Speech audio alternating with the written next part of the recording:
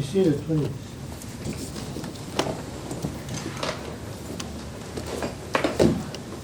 Good afternoon.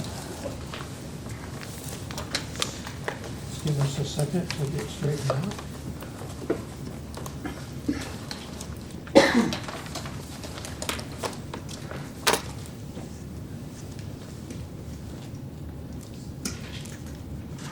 We're here this afternoon for the arbitration competition, the final round, in the case of claimant Alex Smith and respondent WBJ Inc. I'm Haskell Pitluck. I'm a retired circuit court judge from McHenry County, Illinois, which is in Woodstock, Illinois, and if you ever saw Groundhog Day, that's where it was filmed. I went there because I thought they had a festival every year, but it was the wrong Woodstock. And the rest of us panel will start with you, please, and tell me who you are. Hi, Helen Paxton Arnold. I'm a retired lawyer with the Cook County Public Defender's Office. I just retired in November. I'm loving it. And good luck to all of you. Thank you.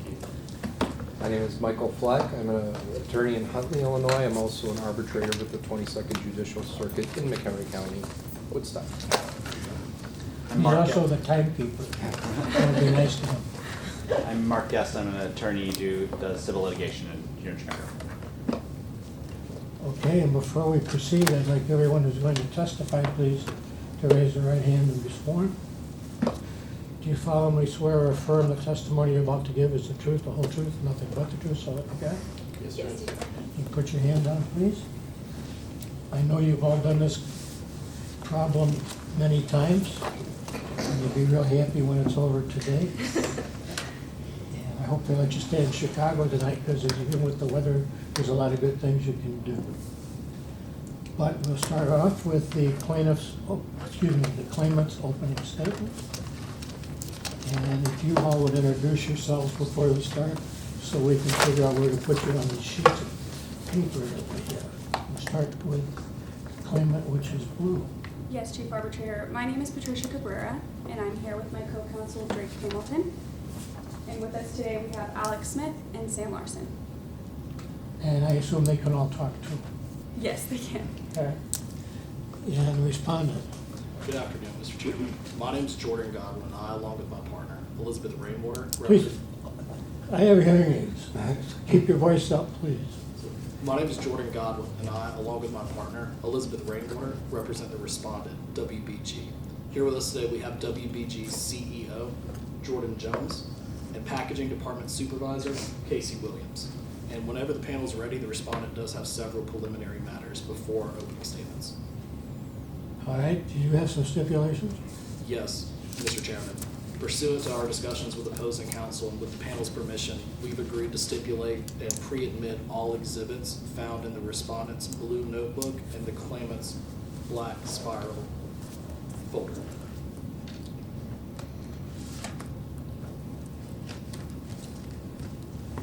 Okay, Thank you. anything else? May we have a witness use a cell phone on airplane mode to keep time and You can keep all the time you want, but here's the timekeeper, absolutely, just in addition to the panel. okay? And he can overrule anything that you can imagine. Absolutely. Okay. And aside from that, there are no other preliminary matters for the respondent. Claimant? Yes, Chief Arbitrator. Prior to this, we stipulated to the use of our demonstrative during our case in chief. Okay, correct? Yes. So we're ready to go? Yes. Okay, claimant, start with your opening statement. Keep your voice up. Chief Arbitrator and members of the panel, my name is Patricia Cabrera, and along with my co-counsel, Drake Pamilton, we represent the claimant in this case, Alex Smith. You're going to get to know Alex Smith today. Alex is young, bold, and determined. She is a hard worker, and she stands up for what is right. When Alex learned that WBG was hiring, she was thrilled. You see, WBG manufactures one of the most potent weed killers on the market. But when Alex learned that her health could be at risk, that her wages were being compromised, and that she was being recorded, without her consent, she stood up. This is a case about greed, power, and control. And those three things are exactly what led us to where we are today. We are putting forth 2 claims on behalf of Alex Smith against her employer, WBG. The first is a 2-part claim for lost wages, and the second is for the violation of her right to privacy. Additionally, we will address Respondent's counterclaim as well as Alex's request for damages. But first, let's go back and talk about WBG's greed, power, and control. Greed is refusing to compensate employees for the time it takes to put on protective coveralls at the start of the day and to remove them at the end of the day. But the New Dover Supreme Court has held that this time is compensable when it is integral and indispensable to the employee's work. The evidence will show that this time Alex spends is absolutely both integral and indispensable to her work in the packaging department of WBG. Listen carefully to the testimony today. You're going to hear from Alex Smith. Alex will share with you what it's really like to work for WBG. Alex will tell you how she carries big boxes filled with bottles of weed killer, and how in the process, these bottles leak, spilling chemicals onto her clothing and onto her hands, leaving her no choice but to have direct contact of the product with her unprotected skin. Alex will share with you how WBG was silent about this, and how she was forced to learn about any potential health effects from a TV advertisement. But under New Dover law, WBG has a legal obligation to provide a safe workplace. Instead, we expect that the CEO, Jordan Jones, will choose to rely on an outdated study from 1984 that WBG funded, stating its product might not cause cancer. But panel members, there is another study, as recent as 2018, from a nonprofit independent organization that clearly states direct contact of the product with unprotected skin should be avoided.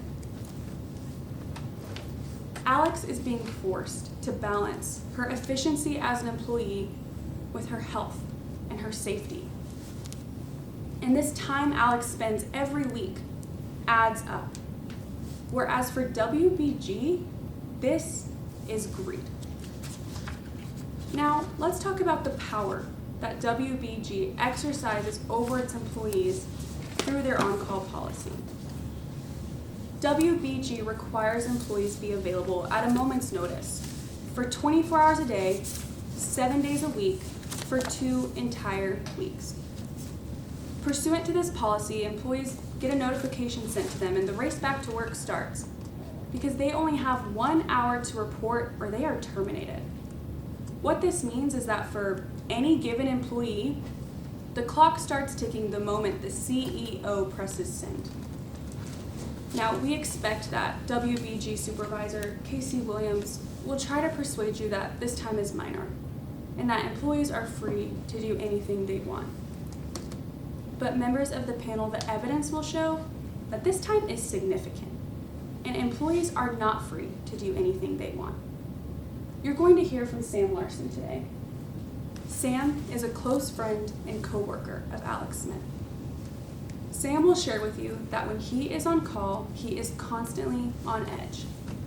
He can never step too far away from his phone, drive too far away from work, or even drift too far into sleep, all for the fear that he would have missed a notification and that he has been terminated. The critical question set forth by New Dover case law is whether this time is for the benefit of the employer or the employee. Panel members, the evidence will show that this policy overwhelmingly benefits WBG and is at the expense of their employees.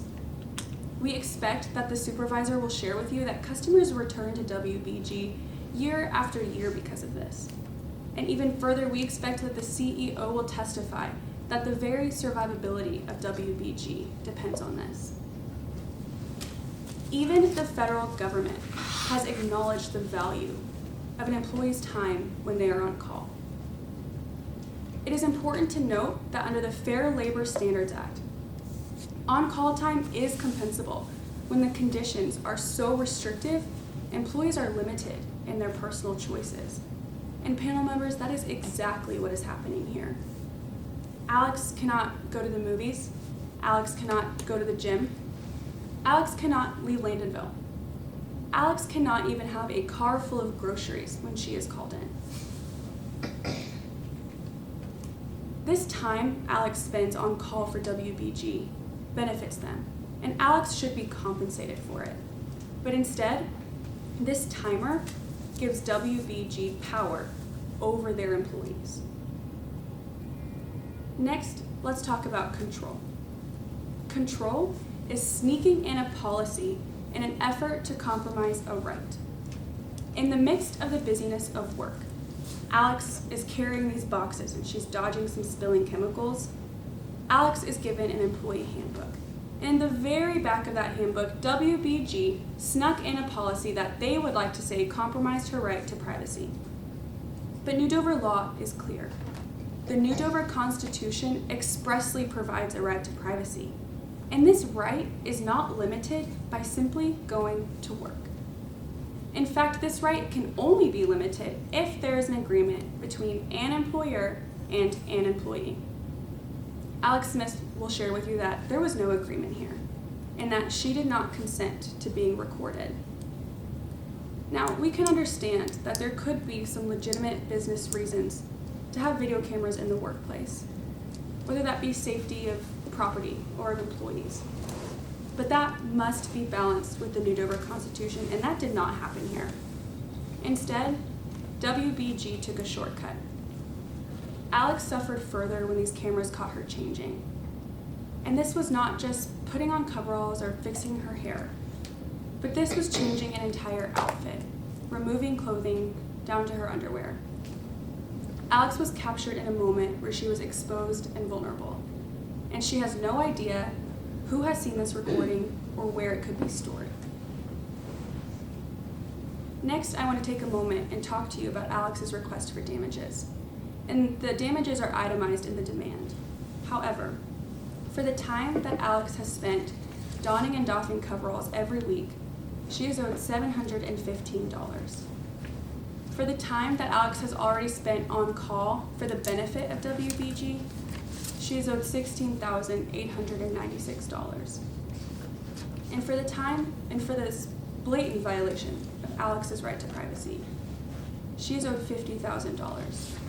And because this panel can grant relief in both law and equity, we ask that you enjoin WBG for maintaining video surveillance in the locker room. Panel members, we have put forth critical health, safety, and employment issues before you today. But also before this panel is Respondent's counterclaim for on-the-job misconduct for $22. Now, this misconduct was Alex's brief use of the computers at work. On only 2 occasions, Alex took a break, and maybe she shouldn't have. But this is commonplace at WBG, and if management is so concerned with a few moments spent online, perhaps this could be cured in other ways, but not by a vindictive retaliation against our client. Don't let this distract you from the real issues today. This is about WBG's greed, power, and control. But for the first time in the 4 years that Alex has worked at WBG, they do not have the power or the control today. Instead, that rests with this panel. Alex has been a victim of corporate bullying, and she stood up. And it is for these reasons that we ask that you stand up as well and render the decision that is fair and just and find for the claimant in this case, Alex Smith. Thank you. Thank you. Respondent, please. Yes, Chair. Starting from the bottom lets you see clearer from the top. Now I want you to imagine you're standing at the base of a waterfall. You can see water crashing down steep rocks and collapsing into a pool of water beside you, and from where you're standing you can see that that pool of water is deep enough to swim in. So your friend shouts, "Hey, let's jump from the top." But when you look at that pool of water and you look at that waterfall, you see at the bottom, that pool isn't even close to being lined up with the waterfall. So if you jump, you're gonna miss it. Now, when you reach the top of the waterfall, you look over the edge and to your surprise, you realize that pool of water is almost perfectly centered with the waterfall. Contrary to what your fears from the bottom were telling you, you realize from the top that you were safe to jump the whole time. So you jump, and you make it.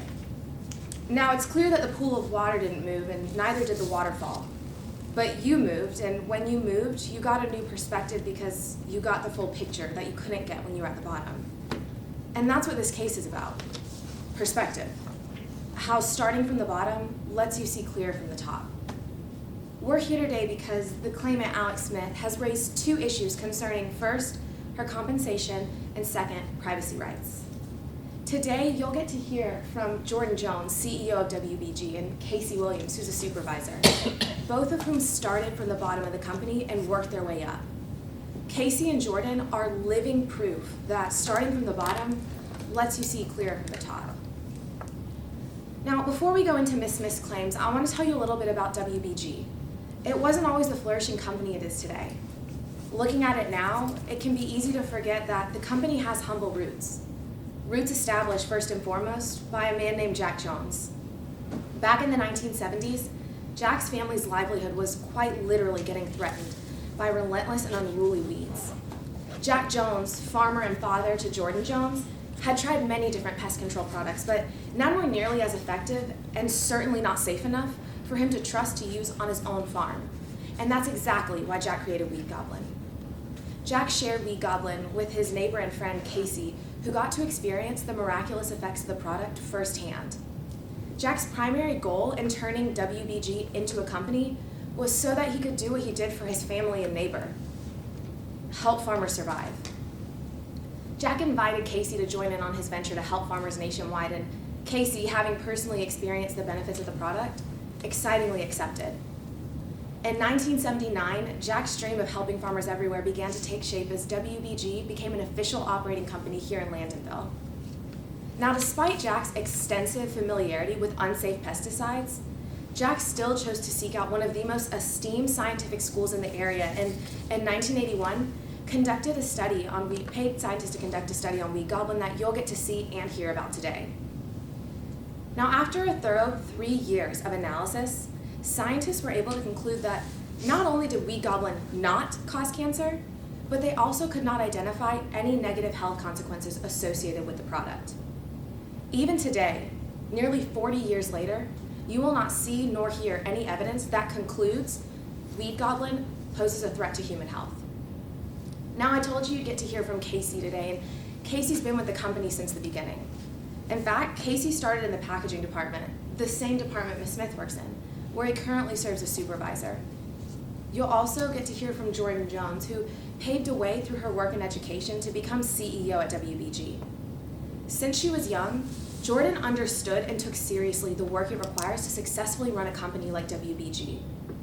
She meticulously studied her father's work habits, crafted her education to learn the company from both a business and scientific perspective, and worked her way up through various positions of the company, like the packaging department, which she began as a mere high school student.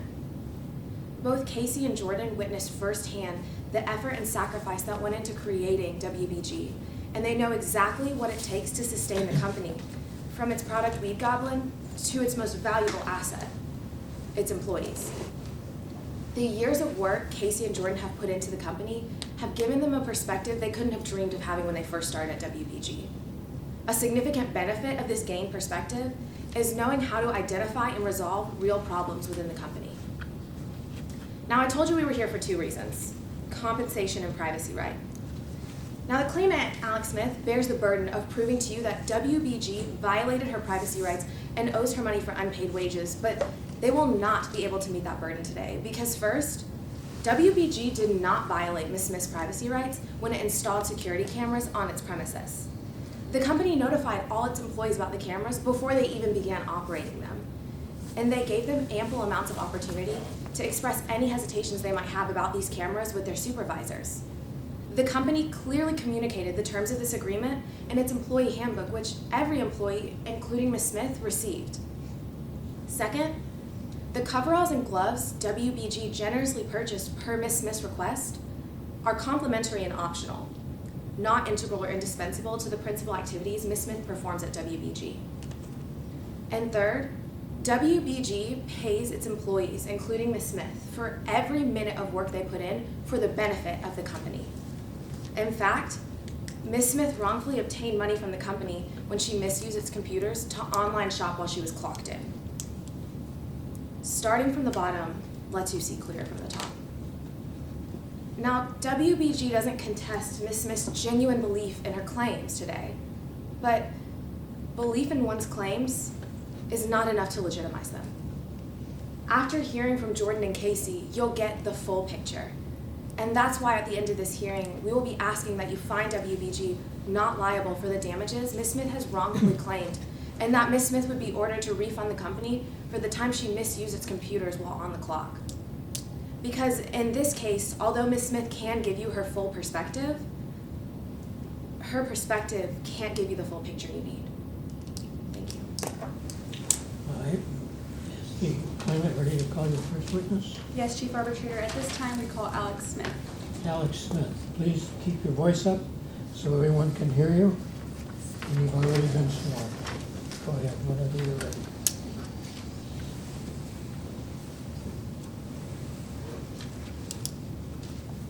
Hi Alex, I know that we know each other, but could you introduce yourself for the panel?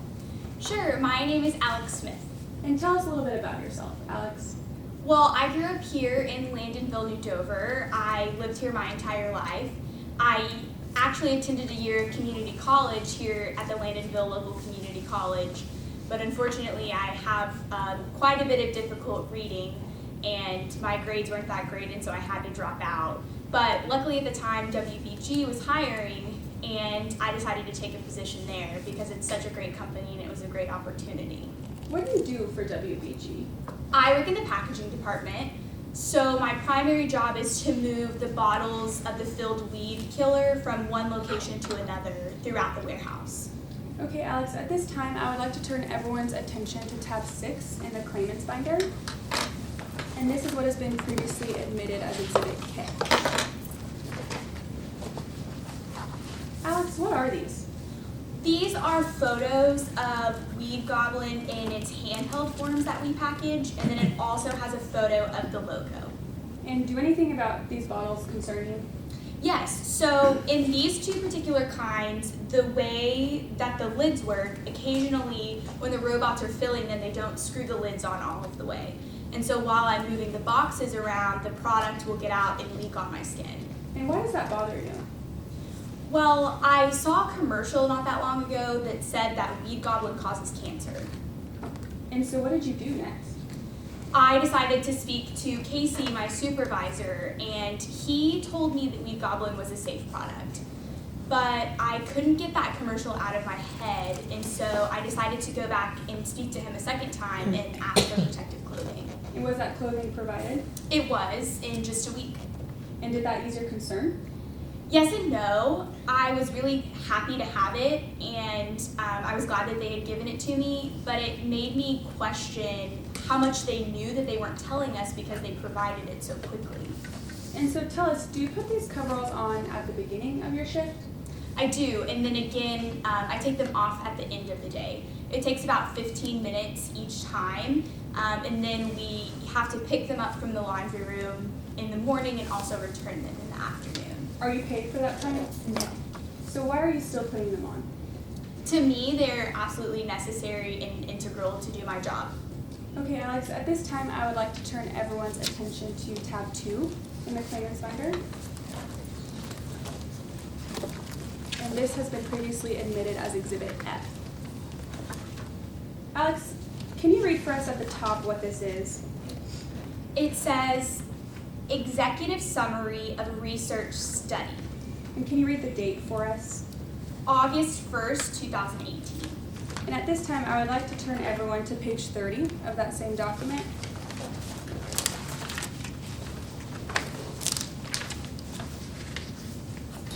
Alex, will you please read for us the last paragraph of that page? And panel members, this has been blown up for your convenience in this demonstrative behind me.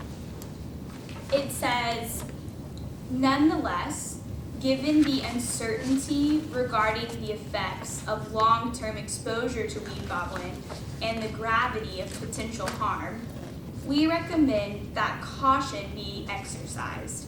Direct contact of the product with unprotected skin should be avoided.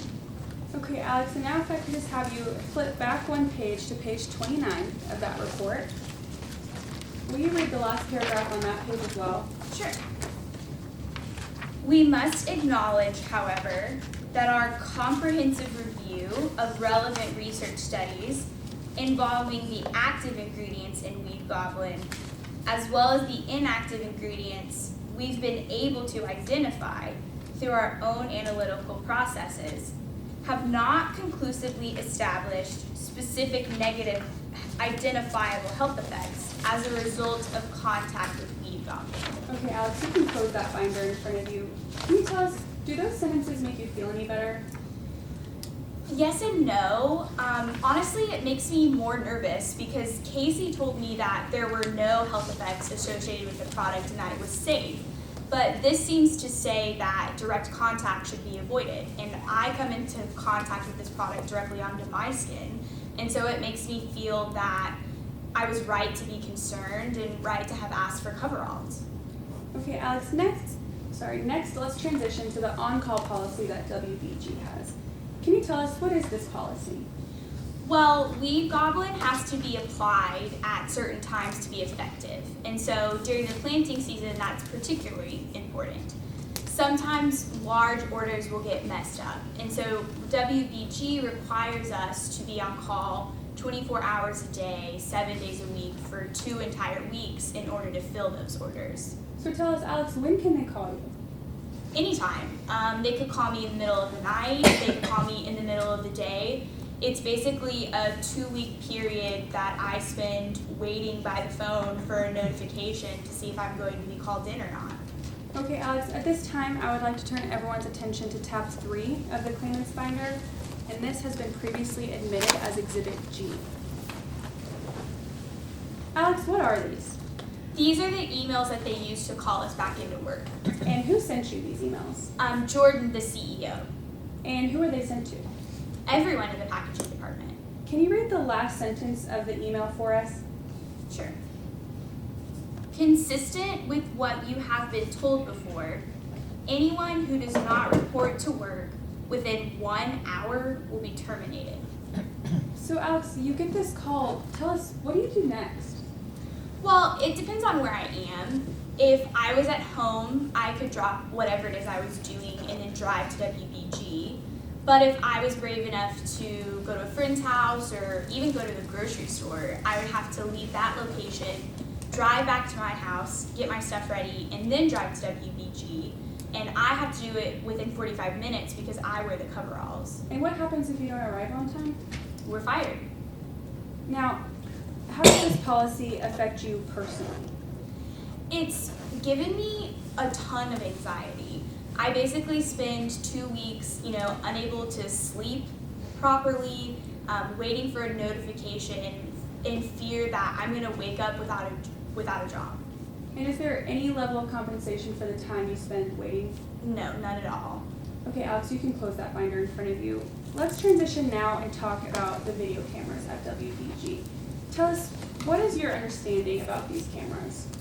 Well, I know that they've installed them in places like the cafeteria and the break room, and other places in the warehouse, but they also installed them in the locker room. So you mentioned cameras in the locker room. Do these bother you? They personally make me very uncomfortable. I don't really think they're necessary to be in there, and I don't think that they respect our privacy. Do people change in these locker rooms? I have before. One time I was running late for a date, and I decided that I could change in the locker room really quickly, and unfortunately it wasn't until after I had taken off my pants that I remembered that the cameras were there recording. Now, Alex, I know you realize this is a co-ed locker room, so will you share with us, why did you decide to change in there? Well, I thought that I might be able to hear someone coming and that, I could avoid an awkward encounter with a coworker. But I didn't account for the fact that there were cameras running in there 24/7, and now there's video of me in my underwear, and I have no idea who has access to it. Alex, did you consent to being recorded? No. Okay, Alex, lastly, let's talk about the computers at work. Can you tell us about what happened? I did use the computer terminals at work for personal use, but at the time, I didn't think that it was a problem. I can honestly say that I've seen everyone else in my department use them. In fact, I've even seen my supervisor do it. To my knowledge, no one had ever been punished previously, so I didn't think that it was a big deal. And that's why I was so surprised when this counterclaim was filed. And how did that counterclaim make you feel? I feel like I spend a lot of my time sacrificing for WBG. I get weed killers spilled on me. I spend 2 weeks a year on call with a lot of anxiety. And in the end, I just feel like their counterclaim is petty and vindictive. Thank you, Alex. At this time, we have no further questions, and we pass the witness. Cross-examination? Yes, Chair. You interviewed for a position with WBG in November of 2015. Yes, that's correct. During that interview, you were asked if you'd be a reliable worker, Yeah, and I am. a flexible worker. I am. You said that you'd be a hard worker, I am. and that you were up for whatever work assignment WBG had for you. Absolutely. Part of these work assignments mean you're occasionally on call. Yes, unfortunately.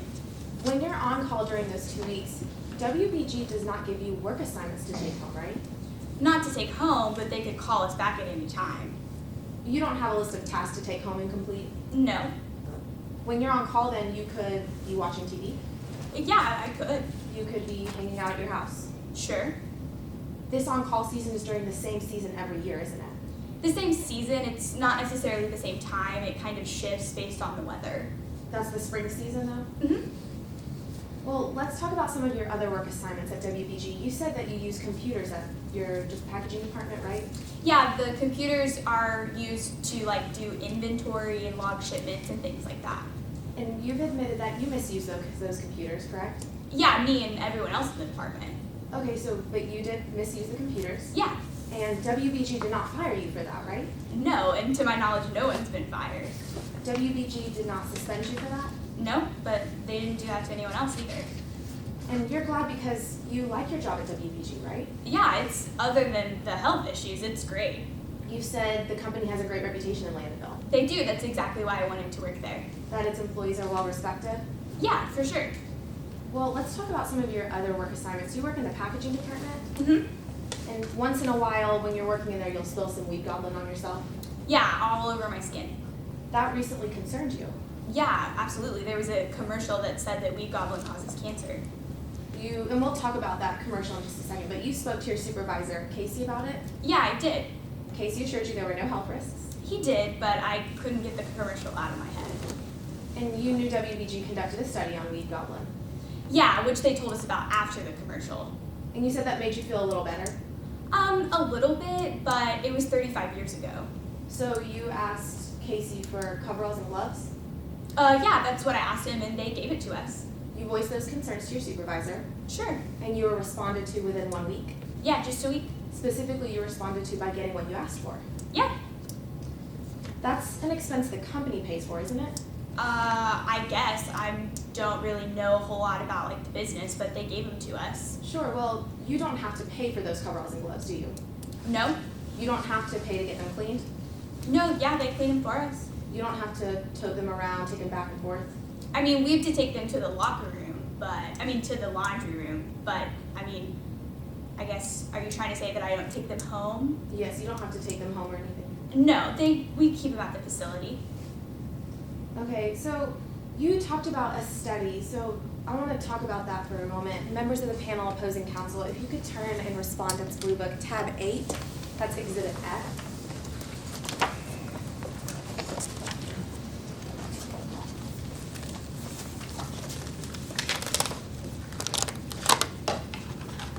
Ms. Smith, in this study, you admitted that there was a conclusion made at the end of page 29. No, I think the conclusion's on page 30. You read aloud the conclusion on page 29 just now and you're correct. I read a sentence, but I'm not sure what the conclusion is. Okay, well, I'll reread what you just read out loud, and if you could read along silently. We must acknowledge, however, that our comprehensive review of relevant research studies involving the active ingredients in wheat goblin, as well as the inactive ingredients we have been able to identify through our own analytical processes, have not conclusively established specific negative identifiable health effects as a result of contact with wheat goblin. Did I read that right? A little quickly, but I think so. Okay, would you like me to reread that? No, that's okay. Okay. Now, you also have some concerns about the cameras in the packaging department, don't you? Oh, absolutely. In fact, you want every single camera in the packaging department removed. No, just the locker rooms. Just the locker rooms. Hmm. You filed a claim earlier this past year. Yeah, and I spoke with my counsel about reducing that. Okay, so you want to reduce the claims that you originally filed in the claim? Objection, Chief Arbitrator. This calls for a legal conclusion. As I stated in my opening, our request is that this panel enjoin WBG from maintaining video surveillance specifically in the locker room. Further, pursuant to the rules of this arbitration, either side is able to reduce the amount of relief requested. You want to respond? Yes, Chair. I'm not arguing whether or not the rules permit us to reduce the claims. Rather, I just wanted to make sure that in Ms. Smith's original claim that she filed, which we received, she asked for all the cameras to be taken down in every part of the packaging department. You done? Yes. Do you want to respond? Nope, I stand by my first response. Okay, objections overruled. Continue, please. So in your claim you filed that WBG received, you asked for all the cameras to be taken down. Yeah, at the time, that's what I wanted. Okay. So, but you changed your mind, is that right? Yeah. Okay. Now, you were given a handbook earlier this past year, so an employee handbook, right? Yeah, they gave us one. You were asked to read that handbook, I was. but you chose not to read that one. I have a lot of trouble reading. I wasn't sure that I would have time to do it. You have a lot of trouble reading? I do. You read those emails you get when you're during the on-call season, don't you? Yeah, but they're not 59 pages. You read the scientific study we just talked about? Yes, but it's not 59 pages. Okay, but you were able to read that whole study, weren't you? Yeah. Well, I want to talk a little bit more about the cameras. Some of those cameras you said are in the locker room. Mm-hmm. That locker room is co-ed, It is. so men and women can be in there at the same time. Yeah, sure. The packaging facility where you move boxes, that's co-ed, right? Mm-hmm. The break room's co-ed, As far as I know. cafeteria's co-ed. As far as I know. Every part of the packaging facility is co-ed except for the restrooms, right? Yeah. You don't have to take off your clothes to wear coveralls, to put on the coveralls, right? I take off my shoes. You don't have to take off anything besides your shoes. No. You don't have to take off anything besides your shoes to put them on No. or take them off. No. You don't have to take off any clothing to do your job at WBG. I mean, the coveralls, take them on and off, but not like clothing that I wear into the department. But you did take off some clothing, specifically your pants, one night, correct? I did. That was at the packaging facility, It was. in the locker room. It was. You said WBG has restrooms. They do. Unlike the locker room, those restrooms are not co-ed. As far as I know, I'm not sure. I mean, I think I'm not sure. You're not sure if the restrooms are co-ed? I don't know for sure that they are, but I assume that they probably are. You've been working there for 4 years now, is that right? That's correct. Okay. Unlike the locker rooms, the restrooms also don't have cameras in them, right? I can't say for sure that I knew that at the time, but after reviewing the case file with my lawyers, I do know that they're not in there now. So it's your testimony that you never knew that the cameras weren't in the restrooms? I can't say for sure that I remember that there were cameras in the restroom. Okay. When you voiced your concerns about the coveralls to Casey Williams, he responded quickly, didn't he? Yeah, he did. You felt comfortable asking for coveralls and gloves, I did. and you got the coveralls and gloves. I did. Prior to this lawsuit, you did not contact Jordan Jones or Casey Williams regarding your concerns about the on-call policy, did you? Well, I don't think that I would talk to Ms. Jones, the CEO, but no, I never talked to Mr. Williams either. Prior to this lawsuit, you didn't contact your supervisor regarding the cameras either, did you? No, I wasn't sure that I could do that. But you were sure that you could raise concerns about the coveralls and gloves. Yeah, I was just simply asking if we could have coveralls. I wasn't sure that I could ask for them to turn off the cameras. Or raise concerns about the on-call policy? No, I wasn't sure about that either. Okay, nothing further. Redirect. Yes, Chief Arbitrator. Alex, how does the on-call policy make you feel? It's really hard. It gives us a lot of anxiety. We spend so long just kind of like waiting around, seeing if we're going to be called in. I can hardly even sleep at night. And Alex, shifting to the computers a little bit, how long have you worked at WBG? 4 years. And how many times did you use the computers? Just twice. And Alex, one more thing. Tell us, why do you use the coveralls? To me, like I said, I have a lot of concerns about the product, and I think that if I'm going to continue to work there, then I need to wear them. Thank you, Alex. I have no further questions. May this witness be excused? Yes, ma'am. Please don't discuss your testimony with any other witnesses who may testify. Call your next. Chief Arbitrator, at this time we call Mr. Sam Larson. You've been sworn, sir. Please keep your voice up so everyone can hear you. Yes, sir. Hi, Mr. Larson. Will you please state your name and occupation for the panel today? Of course, my name is Sam Larson, and I work at WBG in the packaging department with Alex. Okay. Let's talk a little bit more about your relationship with Ms. Smith. Will you tell us about that? Yeah, of course. I've known Alex my entire life. We grew up together. We went to high school together. We played varsity sports together, and we even did a semester at community college together. And what kind of person is Ms. Smith? From what I've seen, Alex is an extremely hard worker. She loves the idea of having a big family, and so her health is one of her primary concerns. I also know that she's happy to have her job at WBG. And tell us a few more details about what you do at WBG. Well, I work in the packaging department with Alex, and so some of our duties are carrying boxes with Weed Goblin from one location to the other. And let's go into a few more details about things that happen at work. How do employees at WBG prepare for their shift?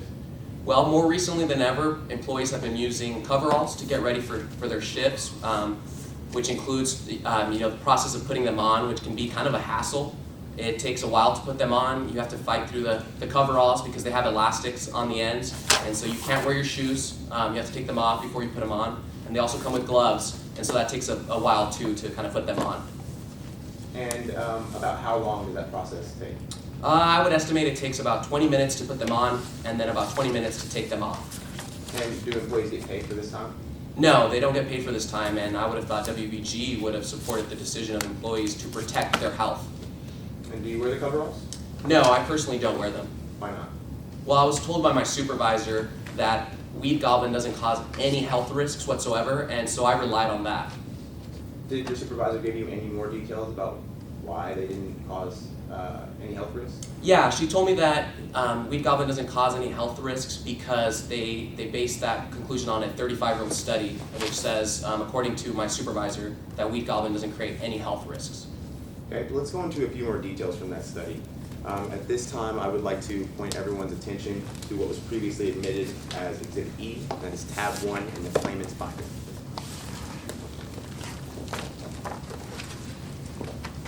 Mr. Larson, will you please state the title and date of this document? Of course, it says University of New Dover School of Agricultural Science, Executive Summary, 3-year Weed Goblin Review, and it's dated August 1st, 1984. And now on this first page, page 26, will you please read the second sentence of the first paragraph? Sure. It says, we were instructed to focus primarily on the question of whether Weed Goblin is a carcinogen. And lastly, if you would turn for me to page 27 and read the first sentence of the last paragraph. Sure. It says, in the interest of full disclosure, note that the study was funded by Weed Goblin. So now that you've read some of it, what is your understanding of what you just read? Well, the first thing I noticed is that my supervisor told me that that Weed Goblin doesn't create any health risks whatsoever. And now that I see that it only focused on cancer, I know that that's not true. And so I'm a little bit more concerned that the fact that it doesn't say it doesn't cause any health risks isn't in this study. Thank you. At this time, Mr. Larson, I would like to move on and discuss the video surveillance policy at WBG. You can close the line. Do the cameras in the workplace bother you? Yeah, they do. They don't bother me as much as they bother Alex, but they do bother me because I feel like they're kind of everywhere and they're just always observing what we're doing. And so, yeah, it bothers me. And do you know about WBG's video surveillance policy? I do know about the video surveillance policy, yes. And how do you know? I know because I read the 50-page handbook. It took me a while to read the whole thing, but I did read it, and the video surveillance policy was in the way back on the 49th page of an over 50-page handbook. At this time, Mr. Larson, I would like to point your attention and the attention of the panel members to what is tab 5 in the claimant's binder, and this was previously admitted as Exhibit J.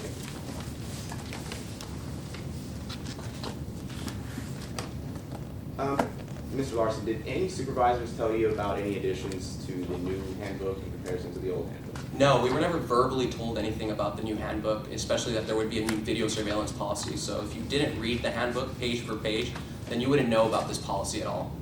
And did this handbook or this video surveillance policy stand out to you in any way? No, you can look at it yourself. It's not bolded in any way. It's not italicized. And so if you're kind of skipping through the pages, you're just going to miss it. At this time, you can go ahead and close the binder again. Mr. Larson, let's discuss the on-call policy at WBG. Tell us about what life is like during this policy. The policy makes me feel extremely rushed. I feel like I'm just on edge all the time because we have to have our cell phones on us at all times. And this is 24 hours a day, 7 days a week for 2 weeks, and we don't know when we're going to get called in. And so even being at home feels like I haven't really left work at all because I'm just looking at my cell phone, waiting to see when WBG is going to call me back in. And so it's an extremely stressful time, and I feel like I'm just benefiting the employer the entire time. Okay, let's transition one more time and discuss the use of computers in the workplace. Will you tell us about their use? Yeah, so we use the computers as part of our duties for inventory and logging shipments and stuff. And from time to time, mostly all employees will use the computers for personal use as well. In fact, I've seen my supervisor himself use the computers, and he told me that it's fine to use the computers for personal reasons from time to time because we all work so hard and a couple of minutes isn't going to hurt anybody. Thank you, Mr. Larson. We have no more questions at this time, and we pass the witness. Cross? Thank you, Mr. Chairman. Good afternoon. Let's turn back to that study we were just looking at in the respondent's blue notebook. It's going to be tab number 8. Okay. All right.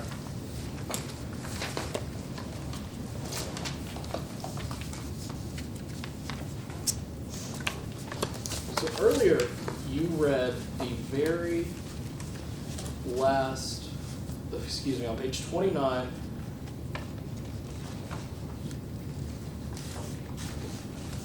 Sorry, let's look at a different study. Let's look at tab number 7 in the blue notebook, which is going to be page 27. You read the first sentence of the last paragraph of that, right? That's correct, yes. I'm going to read the second sentence after that, and you follow along silently as I read aloud. Okay. The next sentence says, protecting our reputation for objectivity and neutrality, however, is a critical concern. That's what that sentence says, right? That's what it says, yes. And the very next sentence says, we would never jeopardize that reputation to benefit any study, right? Yeah, of course they say that. That is what it says. Thank you. All right, so let's talk about the problems that your lifelong friend, Ms. Smith, raised today. According to Ms. Smith, not being paid for the time it takes her to put on and take off coveralls is a problem. I'm sorry, can you repeat the question? Sure. According to Ms. Smith, the time that she spends putting on and taking off the coveralls without being paid is a problem. Yes, that's my understanding of what her claim is. Now, you and Ms. Smith have the exact same job. That's correct. You both work in the packaging department, Yes, along with 98 other people. that's correct. Only half of the employees in your department wear the coveralls, right? Yes, that's correct.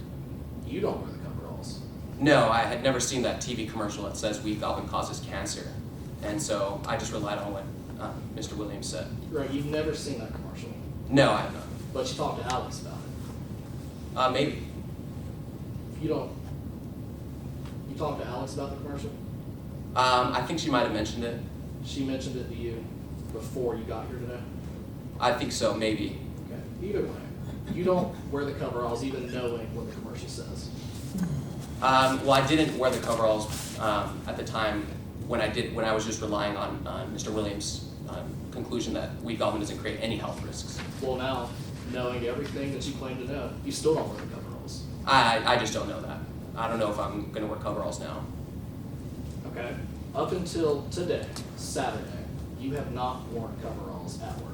No, that is correct. Yes. Okay. Now, let's go on to the next problem that Ms. Smith brought up, the on-call policy. You don't like the on-call policy, do you? I mean, I don't dislike it as much as Ms. Smith does, but I mean, I participate in it. I think it's a little ridiculous that we get called in all the time. Right. You've actually called the policy crazy, right? Yeah, because it kind of is. You're kind of just sitting at home looking at your phone the entire time, waiting to see when are they going to call me. It's a little crazy. You've said that this crazy on-call policy can be a real problem. Sure. Because for you, it stops you from being able to care for your mother. Right? Objection, relevance. Response? It's highly relevant to the fact that this witness believes the policy that he's here testifying against is a problem. I'm going into the reason why he believes it's a problem. All right, overruled. Do I need to re-ask that question? Yes, please. To you, the on-call policy is a problem because it limits your ability to care for your mother. Yes, it really does limit the ability for me to take care of my mother. You see, I have a disabled mom, and when I'm on call, I need to just wait by the phone, and sometimes I have to take care of my mom, and I have to make the decision, take care of my mom or go to work. And because there's no way that I can take care of my mom and go to work, I have to make a choice. And so it is very difficult, you're right. It's a hard choice. Very hard. You don't like having to make that choice. No, I don't. But to this day, you've never once talked about your concerns about the on-call policy to your supervisor, Mr. Williams. I didn't know that I could. You didn't know that you could. No, I did not. You knew that Alex had some concerns about the coveralls, right? Yeah. You know that Alex wanted to have coveralls that were never previously provided. That's correct. And you know that Alex went to Mr. Williams about getting those coveralls. Yeah, And then Alex got what she asked for. that's correct. Let's talk about Ms. Smith's next problem, this privacy issue. You read the video policy. I sure did, yes. You read it after you received the handbook. Yes. You read all 50 pages. Took me a while, but I read all of them. You were able to read the policy and understand that there would be cameras in the warehouse, Yes. that the cameras wouldn't be turned on for a week after they'd been installed. Yeah, we only had a week to object to their use, and so if you didn't, then your chance was kind of over. So you had a whole week to raise concerns to Mr. Williams. Just a week, yes. You had a whole week to raise concerns to Ms. Jones. I don't know if I'd approach the CEO as an entry-level employee, but maybe I had the opportunity. But you didn't raise any concerns, did you? No, I did not. To your knowledge, neither did Ms. Smith. To my knowledge, no, I don't think so. You and Ms. Smith talk almost every single day, don't you? Sure, we're friends. Lifelong friends. You could say that. Like you said, you went to high school together, That's correct. played soccer together, That's also correct. you even went to college together for a little while. That's correct. Then after college, you got a job at the same company, That's also correct. in the very same department.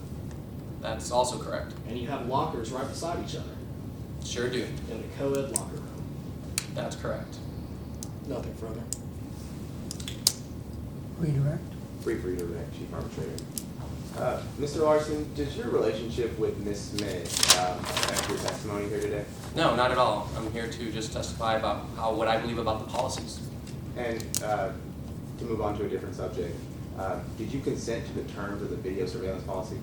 Yeah, I feel like I consented. I did read the video surveillance policy, and I know that the policy says that if you show up to work and you don't object, then you implicitly agree to the video surveillance policy. However, if you didn't read the policy, how would you know there was a policy in place to begin with? Thank you, Mr. Larson. No further questions for this witness, and we may this witness be excused. Yes. Please don't discuss your testimony. Any other witnesses who may testify, call your next witness. Chief Arbitrator, at this time, we rest our case, the Chief. You rest? Yes. Okay. Is the claimant ready to proceed? Yes, Mr. Chairman, the respondent is Nobody ready. needs a recess at this point? We're fine if the panel and the claimant are fine. Okay. Go ahead, call your first witness, please. Thank you. Mr. Chairman, members of the panel, respondent calls Jordan Jones. All right. All these people in the world, and we got two Jordans sitting right next to each other. I have to talk to the author of the problem. Keep your voice up, please, so everyone can hear you, and you've already been sworn. Thank you, Mr. Chairman. I'll proceed. Yes, sir. Will you please introduce yourselves, panel? Good afternoon. My name is Jordan Jones. Ms. Jones, tell the panel a little about yourself. So, like I said, my name is Jordan Jones. I am the CEO of WBG, the company we've been discussing here today. How'd you get that job? So, my father, Jack Jones, started the company about 40 years ago. And I kind of knew that I always wanted to take over. It's a huge part of my family. And when I went to college, I actually got a double major in chemistry and business administration in order to not only run the company, but also understand how our product works. All right, we'll talk about the product in just a minute, but let's talk about how the company was founded. Tell us about the history of the company. So like I said, about 40 years ago, my father, Jack Jones, created what is now known as Weed Godwin. It's the weed killer that we sell at WBG. My father grew up on a farm right here in Landonville, and his family really struggled with weeds. And at the time, there was no herbicide that was effective yet safe to use. And so his family was really struggling, and he kind of took it upon himself to create what is now known as Weed Godwin. After he created Weed Godwin, what did he do? So after the community saw how successful the product was on our family's farm, he shared it with the community, and the whole community honestly was saved. When did you first start working in the company? I began working at WBG in high school during the summers, of course. I worked in probably every department, to be honest. Did you ever work in the packaging department? Yes, I did spend a summer in the packaging department. When you worked in the packaging department, what did you have to do? What every packaging employee does, the same thing that Ms. Smith and Mr. Larson do. We took the boxes that were filled with Weed Goblin and got them ready for shipments. When you were moving these boxes of Weed Goblin, did it ever spill onto your skin or onto your clothes? Yes, rarely that does happen. Did that concern you at all? No, Why? we would just really wear old clothes to work, and we would just wipe it off and keep going. Ms. Jones, if Weed Goblin is a chemical, why would it not concern you if it got onto your skin? Well, we've spoken about a study done, and that study took 3 years. It was researched and conducted by some of the most well-known researchers in the country, and I rely on it. Ms. Jones, opposing counsel, members of the panel, if you would, turn to tab number 7 in the respondent's blue notebook. There's going to be Exhibit D.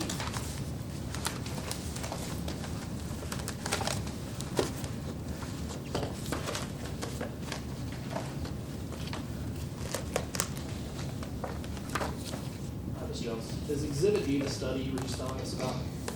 Yes, so this is the 3-year summary that was done on our product. Who performed this study? So the University of New Dover's School of Agricultural Science, right here in the community. Did the New Dover School of Agricultural Science just pick a Weed Goblin randomly to study? No, so my father is the one that created the company, and although he believed it to be safe, he wanted to have the research and science to back that up. And so he contacted, like I said, one of the best agricultural science schools in the country and asked them if they would do an extensive research on the product. All right, Ms. Jones, if you could turn the page to page 27, which is the last page of Exhibit D. Can you tell us the qualifications of the people who actually performed this study? So the people that performed this 3-year-long study, we have a chemist, a food scientist, a biologist, and a medical doctor. So this chemist, food scientist, biologist, and medical doctor, did they ever reach a conclusion about your company's product? Yes. What is that conclusion? And if it's in the report, could you please tell the panel where it is you're looking at? Sure. So I'm on that same last page, 3rd paragraph up, so the first full paragraph on that page. Based on our 3-year study, there is no evidence that Weed Goblin causes cancer in humans. Why did the study, if you know, focus on cancer?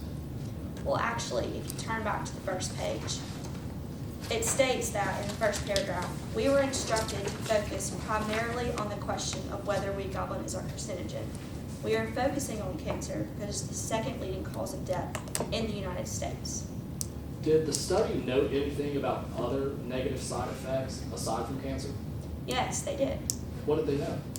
So if you go back to that second page of the study, in the second full paragraph on that page, it states, although our declared focus of our study was cancer, Jack Jones has repeatedly inquired whether any other health safety issues have been observed. And then it explains the purpose again, and then it states, we note that if there had been any obvious or remarkable instances of other negative health consequences, those instances would have been noted. We did not observe any other extraordinary health concerns.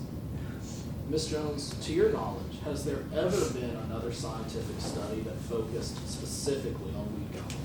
On our product in its completeness, no, there has not been another study done. Well, in all fairness, this study is 35 years old. Why haven't you done a new one? Our product hasn't changed. The ingredients are the same.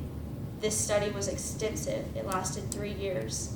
And like I said, there's been no other scientific study that can conclude that our product is not what it says it is here. All right. Were you in the room a moment ago when Mr. Larson and Ms. Smith testified?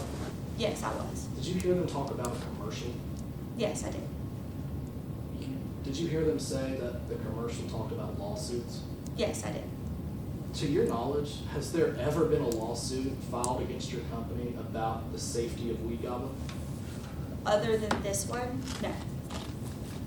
All right, Ms. Jones, let's talk about why we're here. Why are we here? Well, one of the employees at WBG, Ms. Smith, has brought some claims against us, and we also have filed a counterclaim against Ms. Smith. Tell us about that counterclaim. So we have filed a counterclaim against Ms. Smith for on-the-job misconduct. Why? On at least 2 occasions that I'm aware of, Ms. Smith was caught misusing our company property for personal online shopping. How was she misusing company property? So in the packaging department where Ms. Smith is employed, we have computer terminals. These terminals are to be used to monitor shipments and orders and things of that nature. On more than one occasion, she was caught using it to shop online. This is against our policy. Is what Ms. Smith did a fireable offense? Yes, Ms. Smith is an at-will employee and she may be fired at any time without any reason, but this certainly constitutes a fireable offense. When you say Ms. Smith is an at-will employee, does she not have a contract with you? No, she does not. If this was a fireable offense and there's no contract protecting her employment, why didn't you just let her go? So I used to work in the packaging department in high school. I know those thick walls, you don't really get a good signal, and I understand that it seems like you can take a minute to take care of a quick and easy personal problem, but we run a business, there's a lot of machinery, there's a lot of things going on, and for our employees' safety, we need them to be paying attention and focused on their job. But I understood that Alex thought it was okay to take this moment, but I still have to set an example for other employees that this isn't safe and that we do not condone this behavior. So I'm just asking that she refund 2 hourly wages, which is consistent with the 2 times she was caught shopping online. Ms. Jones, let's talk about Ms. Smith's claims now. Let's start with the on-call policy. Tell us why your company even has an on-call policy. So WBG serves the agricultural community. It's very demanding, especially in the spring planting season. Companies and farms around the world depend on our product during this season, and sometimes they can miscalculate just how much of that product they need. And so we ask that our packaging department employees are on call for just those 2 weeks and able to come in case of an emergency. Was this on-call policy in existence when Ms. Smith began working for your company? Yes, we've had this policy for decades. Was it in place when you were in the packaging department? Yes. Were you ever on call? I started working in the summer. I do believe one time I started in May, and I might have gotten the end of one of the seasons. So tell us, when the employees are on call, what work assignments do they have? We don't give them any work assignments to take home with them, of course. We just ask, like, keep your phone on loud, like most of us have these days, and be able to safely come into work within an hour to do your job. And of course, once you're there, you will be compensated. Let's look at the emails that opposing counsel brought up a moment ago. Members of the panel, opposing counsel, and Ms. Jones, if we could turn to tab number 9 in the respondent's blue notebook.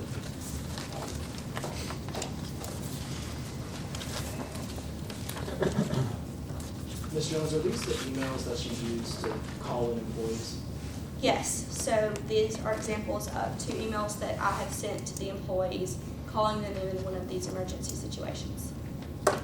Can you explain this last sentence in either of these emails to the panel? Sure, so it says, consistent with what you have been told before, anyone who does not report to work within 1 hour will be terminated.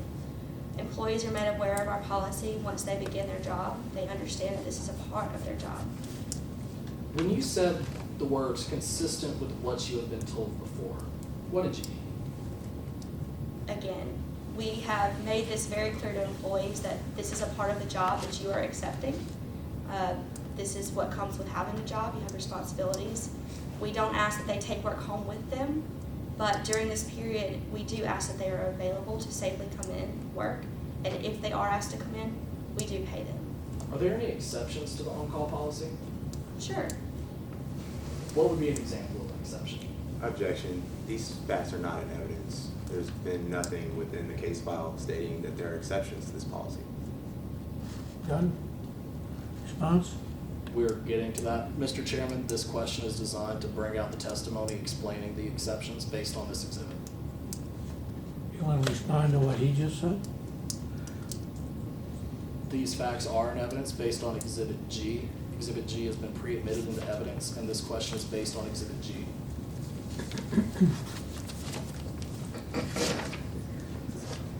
A brief response. Sure. There's absolutely nothing in Exhibit G stating that there are exceptions to this policy.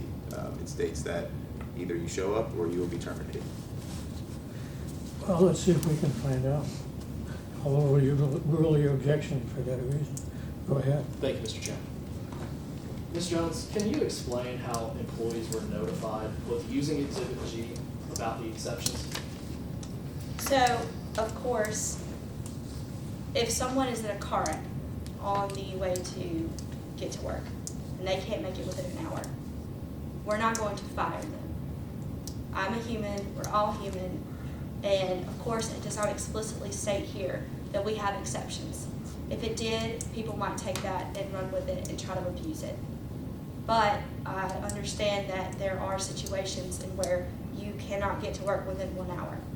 And if a situation had been brought to me explaining one of these, I probably would have tried to be as accommodating as possible, like I have been with any issue that is brought to my attention. Were you here when Mr. Sam Larson testified a moment ago?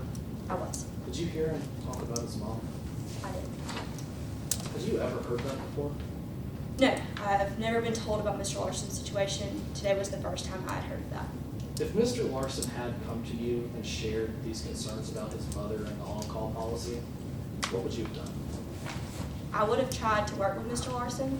Objection. This question calls for speculation. It was never asked, it was never brought to her attention. It's kind of easy for her to testify today about what she would have done had you brought it to her attention. Well, you're in luck because you get to recross. Go ahead, your objection's overruled. Thank you, Mr. Chairman. Would you like me to re-ask that question? Please. What would you have done if Mr. Larson had come to you about his mother? Well, I know they said that I'm like the CEO and they can't approach me, but I'm the one who sends these emails. I don't consider myself a typical CEO in an office in a big city somewhere. I'm the one awake at these times of night sending these emails when there's an emergency. I like to think I'm accessible. I try to be as accommodating as possible, and if I had known about these situations, I might could have done something about it. But if I don't know about it, I can't fix it. All right, Ms. Jones, let's talk about Ms. Smith's final claim. Tell us about the privacy concerns in relation to the cameras in your house? So about a year ago, we installed cameras throughout our facility. We did this for two reasons. The first was that there was a sexual harassment claim filed against our company. A worker has alleged that a male coworker has touched her inappropriately at least 3 times while she was in the packaging department. In response to this, we immediately put up cameras all throughout our facility in order to try to curtail this inappropriate behavior. If employees know that they're being monitored and that someone can go back for proof to see this, it's more likely that they'll behave appropriately while at work. We also installed them because we have some tablets that have gone missing from the packaging department. We're just trying to determine if these have been taken unlawfully or if they're just being misplaced. So, why did those 2 events lead you to put cameras in the locker room specifically? So our locker room, I know in your head you think locker room, people are changing, but our locker room is not designed that way. It's a co-ed locker room. It's where people store their coats and their lunches and put on their coveralls over the clothes that they have on. We do have private restrooms that are, of course, not recorded. It would have never occurred to me that that co-ed locker room that I've been in many times would be somewhere that someone would change their clothes. And just to clarify something that Ms. Smith brought up earlier, have the restrooms ever not been co-ed at WBG? We do have male and female restrooms. I do believe there might be a family restroom but it's a private restroom. Only one person can be there at one time. Are there now, excuse me, Sorry. are there now or have there ever been cameras in WBG's restrooms? No. Are you aware of what Ms. Smith is asking this panel to do about your cameras? Yes, I'm aware that she's asking for an injunction to have the cameras removed out of the locker room from what I've learned today. What is your understanding of the scope of this panel's power in regard to that injunction? I know we signed an arbitration agreement. I know that we agreed that the panel had the authority to award monetary damages. I was not aware that I was agreeing to injunctive relief. If you could, Ms. Jones, opposing counsel, and members of the panel, turn to tab number 11 in the respondent's blue notebook, which is Exhibit I.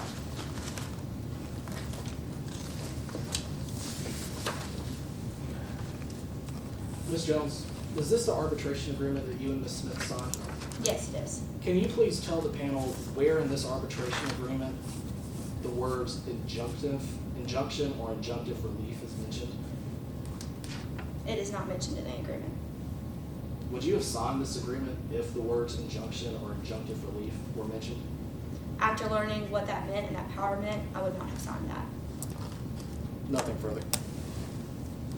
Recross? Excuse me, just cross. Yes. It seemed like recross. Hi, Ms. Jones. Hi. How are you? I'm good. How are you? Ms. Jones, the CEO of a chemical company should stay up to date on what is current science. Do you agree? Sure, yeah. And you're the CEO of WBG. Yes, I am. Okay, so now I want to take you through what modern scientific analysis is saying about leaf goblet. If I could direct your attention to tab 2 in the claimant's binder, which is Exhibit F.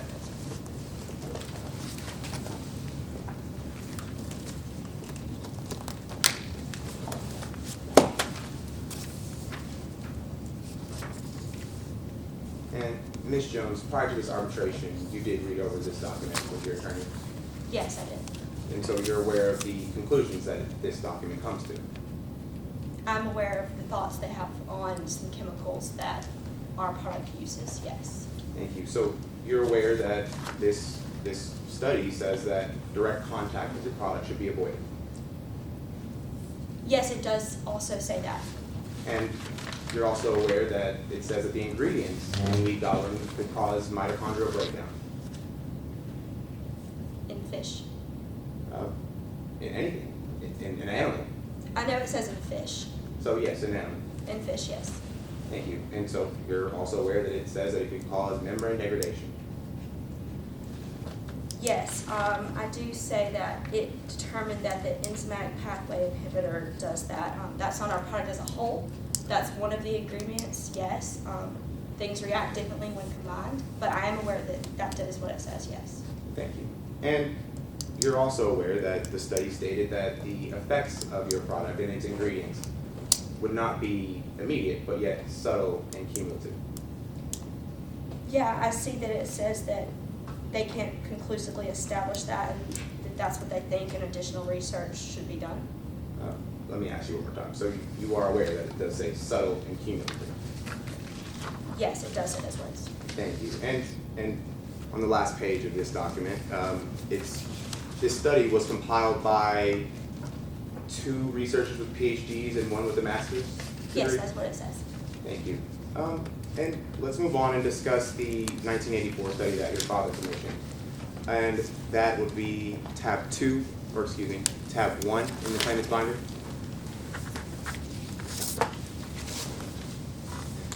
And I know you've read this entire thing, correct? So cancer is not the only illness that comes with what is a safe product or an unsafe product. Objection, vague. Is cancer... Wait, what's the objection? Vague. Vague? Yes, Mr. Chairman. You want to respond? I could rephrase the question just for the Aye. sake of time. You don't want to respond? Rephrase your question, please. Thank you, Chief Arbitrator. A product causing cancer is not the only illness that would make a product unsafe. Objection, calls for speculation. If she knows, she can answer. Could you ask that one more time? Let me try to rephrase one more time. Put it in your head. Is a product causing cancer the only illness that will make a product unsafe? From what I understand what you're saying, I don't think so. Okay, and your study, the 1984 study, only tested for cancer, or focused on cancer? That was the focus, yes. Okay, and the reason being is because that was the second leading cause of death in the United States. Yes. But the study did not test for the 4th leading cause in the United States, such as lung disease. No, it did not. It would have noted anything that might have suggested to that, but that was not the focus, no. And it didn't test for anything such as birth defects. Not that I'm aware of. Again, they would have noted any, over the 3 years, any other health effects, but that was not the focus. The focus was cancer, you're correct. Thank you. And it didn't test for maybe autoimmune diseases? Again, it only tested cancer. That was the focus. Thank you. And let's go ahead and focus in on what they would have told you had they found something. They would have noted and informed your father had they found something that was obvious and remarkable? Yes, they said they would have noted it. But not something that was subtle and cumulative. It says obvious or remarkable.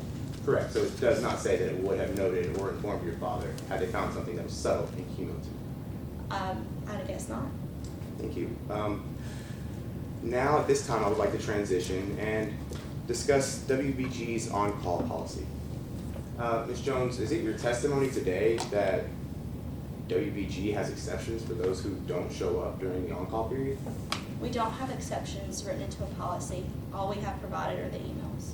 And it's just, I'm not going to say it's common sense, but if someone can't get to the packaging department because they were in a wreck or they had the flu, I'm sure we wouldn't terminate them just because they couldn't get there. But no, the exceptions aren't explicitly stated here. Objection. Chief Arbitrator, under Rule H4, witnesses on direct examination may be asked to testify about 1, the facts contained within the case file, 2, additional consistent facts that are clear and consistent, or that are clear and obvious inference from the case file, and 3, non-material facts relating to the background of the witness. This is in nowhere within the case file that there's exceptions to this on-call policy. Yeah. And so with that being said, it changes the nature of the claim that Ms. Smith could have had exceptions. This policy is overly intrusive on the lives of their employees, and being that it is, if there had been exceptions, it would have been important to know. Okay. Anything else? No, Chief Arbitrator. Response? Absolutely. We're not asking for a detailed list of exceptions, and the witness has not provided a detailed list of exceptions, hard and fast written down, because the witness has been upfront. There are no hard and fast list of exceptions. But this is a reasonable inference which is permissible under the rules governing this arbitration proceeding, and the witness is just using common sense to say, if you're in a car wreck, we're not going to fire you. Brief response, Chief Arbitrator. Anything else? No, Mr. Chairman.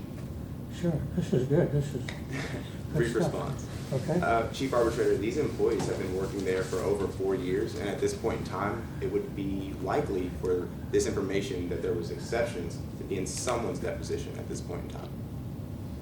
no one's asked the prime question, and I have to introduce. Chief Arbitrator, I move to strike the testimony that there are exceptions to this policy. It's non-responsive. Has anyone ever asked her if anyone has been fired for not coming to work? No? Not at this time, they have not. Okay, are you finished? I am finished, Mr. Chairman. Are you finished? Yes, Chief Arbitrator. You may step down. Please don't discuss your testimony with any other witnesses. Chief Arbitrator, I was not done with my cross-examination. Oh, I'm sorry. You were asking a question that you were thinking about that was not the question. It was pretty obvious to me. So you go ahead. Thank you, Chief Arbitrator.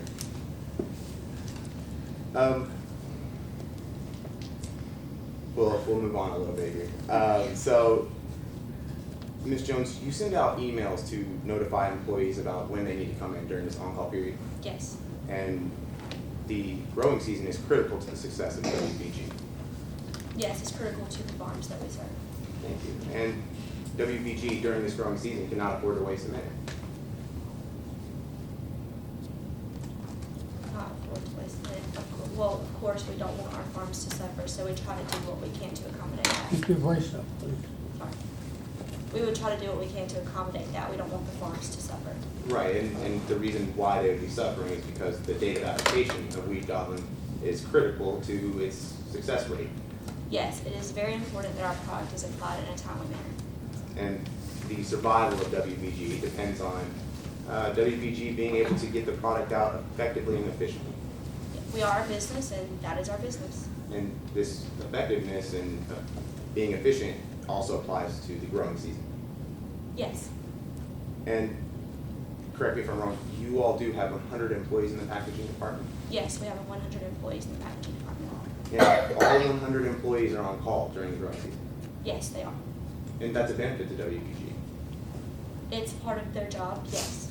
But it's also a benefit to WBG?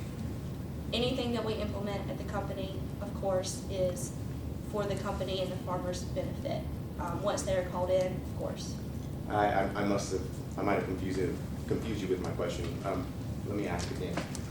Having 100 employees on call prepared to show up during the growing season is a benefit to WBG? Yes. Thank you. And also having these employees able to show up within 1 hour of being called in is a benefit to WBG? Yes, that's what we ask employees to be able to do. Thank you. Now I want to move on and discuss the video surveillance policy. If you would, for me, turn to tab 5 in the claimant's binder. And that's Exhibit J, which is previously admitted.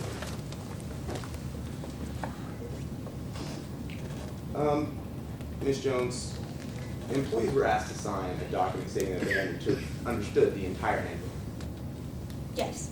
but they were never asked specifically if they understood this video surveillance policy. No, we asked that they sign the statement that they have read and understood the terms. Thank you. And were they ever notified about any additions that were made from the old handbook to the new handbook? Well, our old handbook was the old one, and then when we have new policies or anything, we naturally add it to the back of the existing handbook. And so when we passed out the new handbook, that was for employees to understand that there were changes to it. We only passed out a new one when there are changes. And you took a deposition prior to this arbitration, is that correct? Yes. And you gave a statement prior to this arbitration, and you looked over it for correctness and completeness? Yes. At this point in time, I want to point your attention to, tab 4 in the Respondent's binder.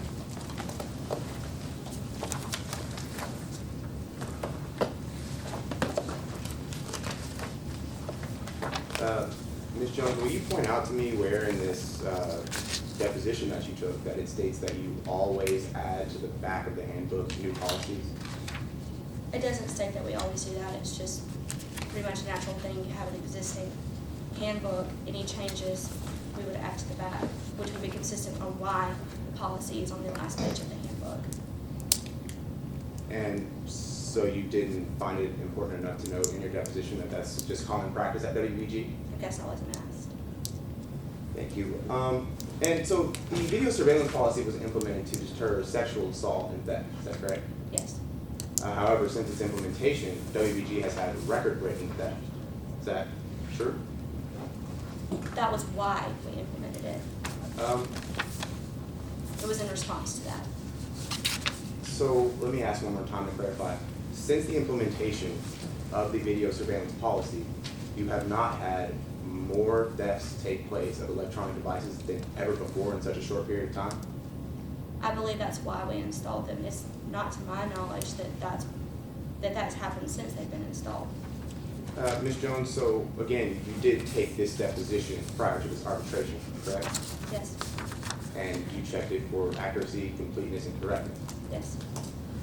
Okay, so now I want to turn, this is also going to be under tab 4, or excuse me, tab 4 in the respondent's binder, which is the deposition of Jordan Jones.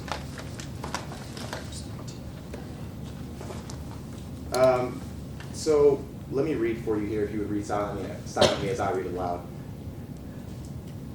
10 of these devices have disappeared in the last 6 months, and that is more than we have ever lost in such a short period of time. Did I read that correctly? You did. What's the line number on that? Excuse me, sorry, Chief Arbitrator. It is the bottom of page 17, line 37 onto page 18. Thank you. I'll read it once more.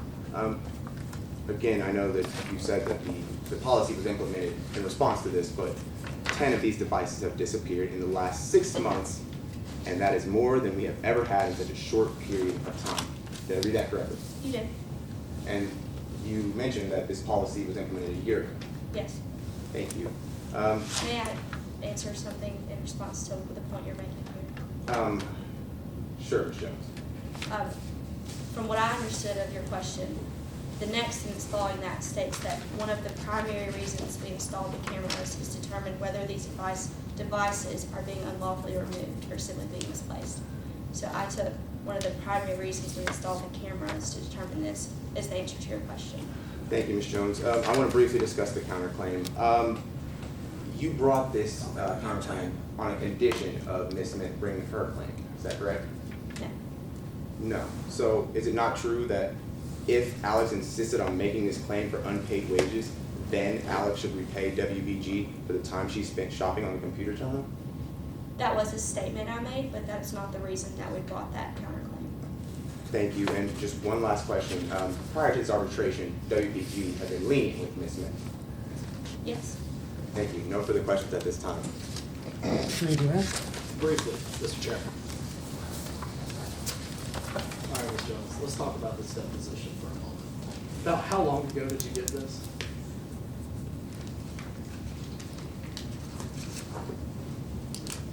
So August 7, 2019, it's been several months since I gave this deposition. Has everything you've said today been truthful? Yes. Let's talk about Exhibit F in the claimant's black notebook, which was tab number 2, members of the panel, proposal counsel. So it was in the claimant's black Oh, notebook. I'm sorry.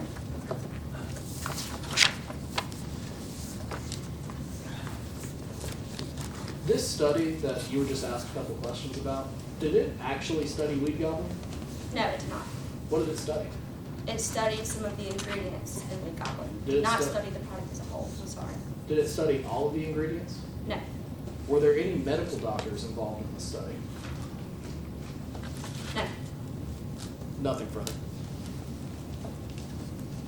Okay, you may step down. Thank you. Please don't discuss your testimony with any other witnesses. You call your next witness. Yes, Chair. Respondent calls Casey Williams. Casey Williams. Yes, Chair. You've already been sworn to. Please keep your voice up so everyone can hear you. Yes, sir. Please introduce yourself. My name is Casey Williams. Where are you from, Casey? I'm from here in Landonville. Where do you work in Landonville? I'm a supervisor in the packing department of WBG. About how long have you been in the packaging department at WBG? At the packing department, it's been, I'm not sure, a couple of years, but at WBG itself, I've been there since the company was founded, so around 40 years. How did you first come to learn about the company? So I actually grew up on the farm next door to the Joneses when they were still farmers.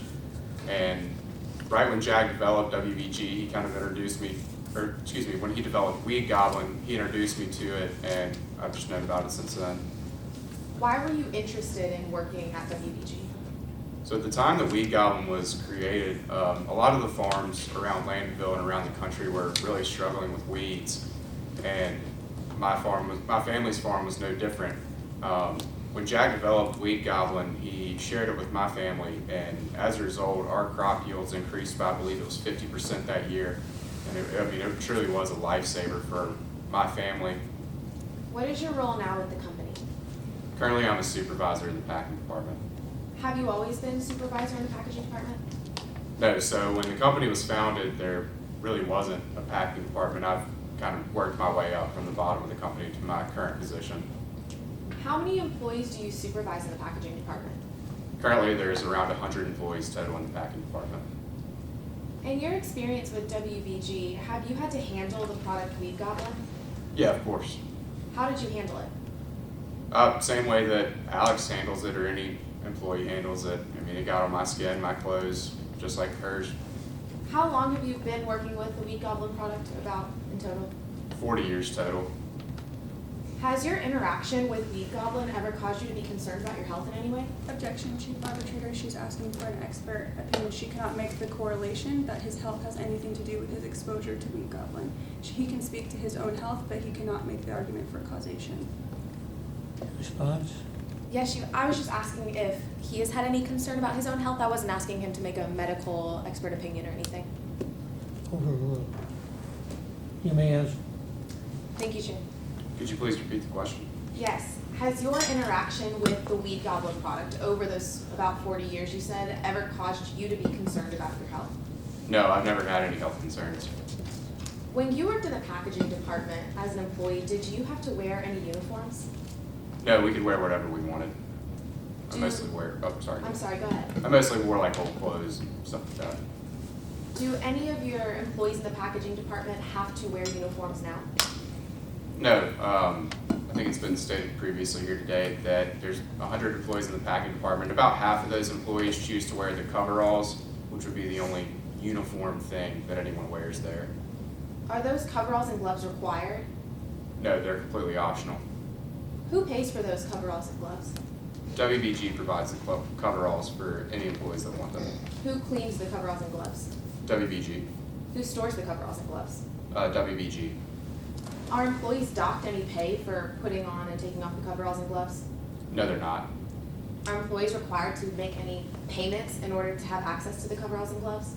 No, the coveralls are provided free of charge by WBG to any employees that want them. Okay, I want to ask you a little bit about some of the technology the employees you supervise use in the packaging department. What kind of technology do your employees use? So we have tablets and computers that we use in the packing department for kind of logistical type things, packing, tracking, those type of things. Are you aware of any employees misusing the technology you just described? Just the case of Alex Smith. What is WBG permitted to do when employees misuse property? Technically, they can be terminated. Are you aware of any supervisors or managers misusing the terminals? No, I'm not. Casey, you said you supervise 100 employees. Are you expected to have eyes on them at all times? No, so the camera system that's been discussed here today has actually really helped me in that regard, being able to kind of monitor the entirety of the warehouse. Where are all the cameras of the packaging department? They're everywhere throughout the warehouse with the exception of the bathroom. Are they in the locker room too? Yes, they are. Why are there cameras in the locker room? Again, it's an employee safety thing. The tablets that have gone missing, we also use the cameras to monitor whether or not someone had taken those. I mean, we don't want employees getting falsely accused from taking a tablet. Nothing further at this time. Cross? Yes, Chief Arbitrator. Mr. Williams, you would defend Wheat Goblin until your dying day. Yeah, of course, it's been a lifesaver for me and my family. In fact, you wouldn't want to work anywhere else. No, I don't see why I would. Let's talk about the time employees spend on call. Okay. One thing we can agree on is that it is critical for WBG to respond to customer needs. As with any business, Is that a yes? it is. And people actually choose Wheat Goblin because of this customer service. Objection, speculation. Rephrase your question, please. To your knowledge, do people choose Wheat Goblin because of this customer service? I have no idea. You have to ask the customer. Well, let me refresh your memory. I can refer you to your deposition, which is found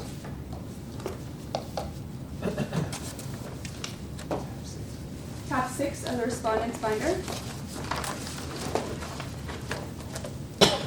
If you would turn with me to page 25, line 20. At the very end of that first sentence, the sentence begins, "It is true that customers choose Wheat Goblin because it works so well. It is also true that they return to us year after year, as we have proven we will do everything possible to satisfy their needs." Did I read that correctly? You did, and I don't read anything in those 2 sentences related to the on-call policy. I asked you whether I read that correctly. Is that a yes? It is. Now, part of this customer service is fulfilling orders when customers need them. Correct. And so these emails that are used to call employees back, they're sent to the entire packaging department, That's correct. all 100 employees. That's correct. And consistent with what the emails state, employees can be fired if they do not arrive on time. That's correct. Now let's talk about the computers at WBG. Now, Alex could have been fired for this. That's correct. And so you knew back then when this occurred that she could have been fired. Yes. But no action was taken against Alex at the time this occurred. Not to my knowledge, no. Now lastly, Mr. Williams, Wheat Goblin is an herbicide, correct? I'm not a chemist, but yeah, it kills weeds if that's what an herbicide is. And you yourself have actually had experience with an herbicide that was once declared so unsafe it was outlawed, is that right? Are you referring to the herbicide that was used on my family's farm? Yes, I am. Yes. And you are loyal to WBG, correct? Yes, I am. No further questions. Redirect? Briefly, Chair. Casey, why is it that you want to work for WBG? It's a great company. I really believe in the work that WBG does, helping farmers across America, and I want to be a part of that company. To your knowledge, have any of your employees ever been fired based on this on-call policy? No, not to my knowledge. Nothing further. May the witness be excused, Chair. Yes, please don't discuss your testimony with anyone else. And you may step down. And I believe now we have a recess. Yeah? How are we doing on time? We're at a minute, or an hour 33 so far. So it's 3:45, 10-minute break. I'll tally up the time for everybody Okay, during the break. 10-minute recess. Go ahead. Okay, as far as time goes, for the blue team, I have that you've used 46 minutes exactly. And for the khaki team, I see that you used 46 minutes and 37 seconds. Just so you know, there was 30 seconds in between your case in chief and your case in chief that weren't counted for anybody. So with that, I think blue would have 14 minutes to do their summation, and khaki would have, I did the math right, 13 minutes and 23 seconds. And he figured in the stuff that I made you get off the hook for. Thank you. Which, by the way, I thought was fun. It is a learning experience.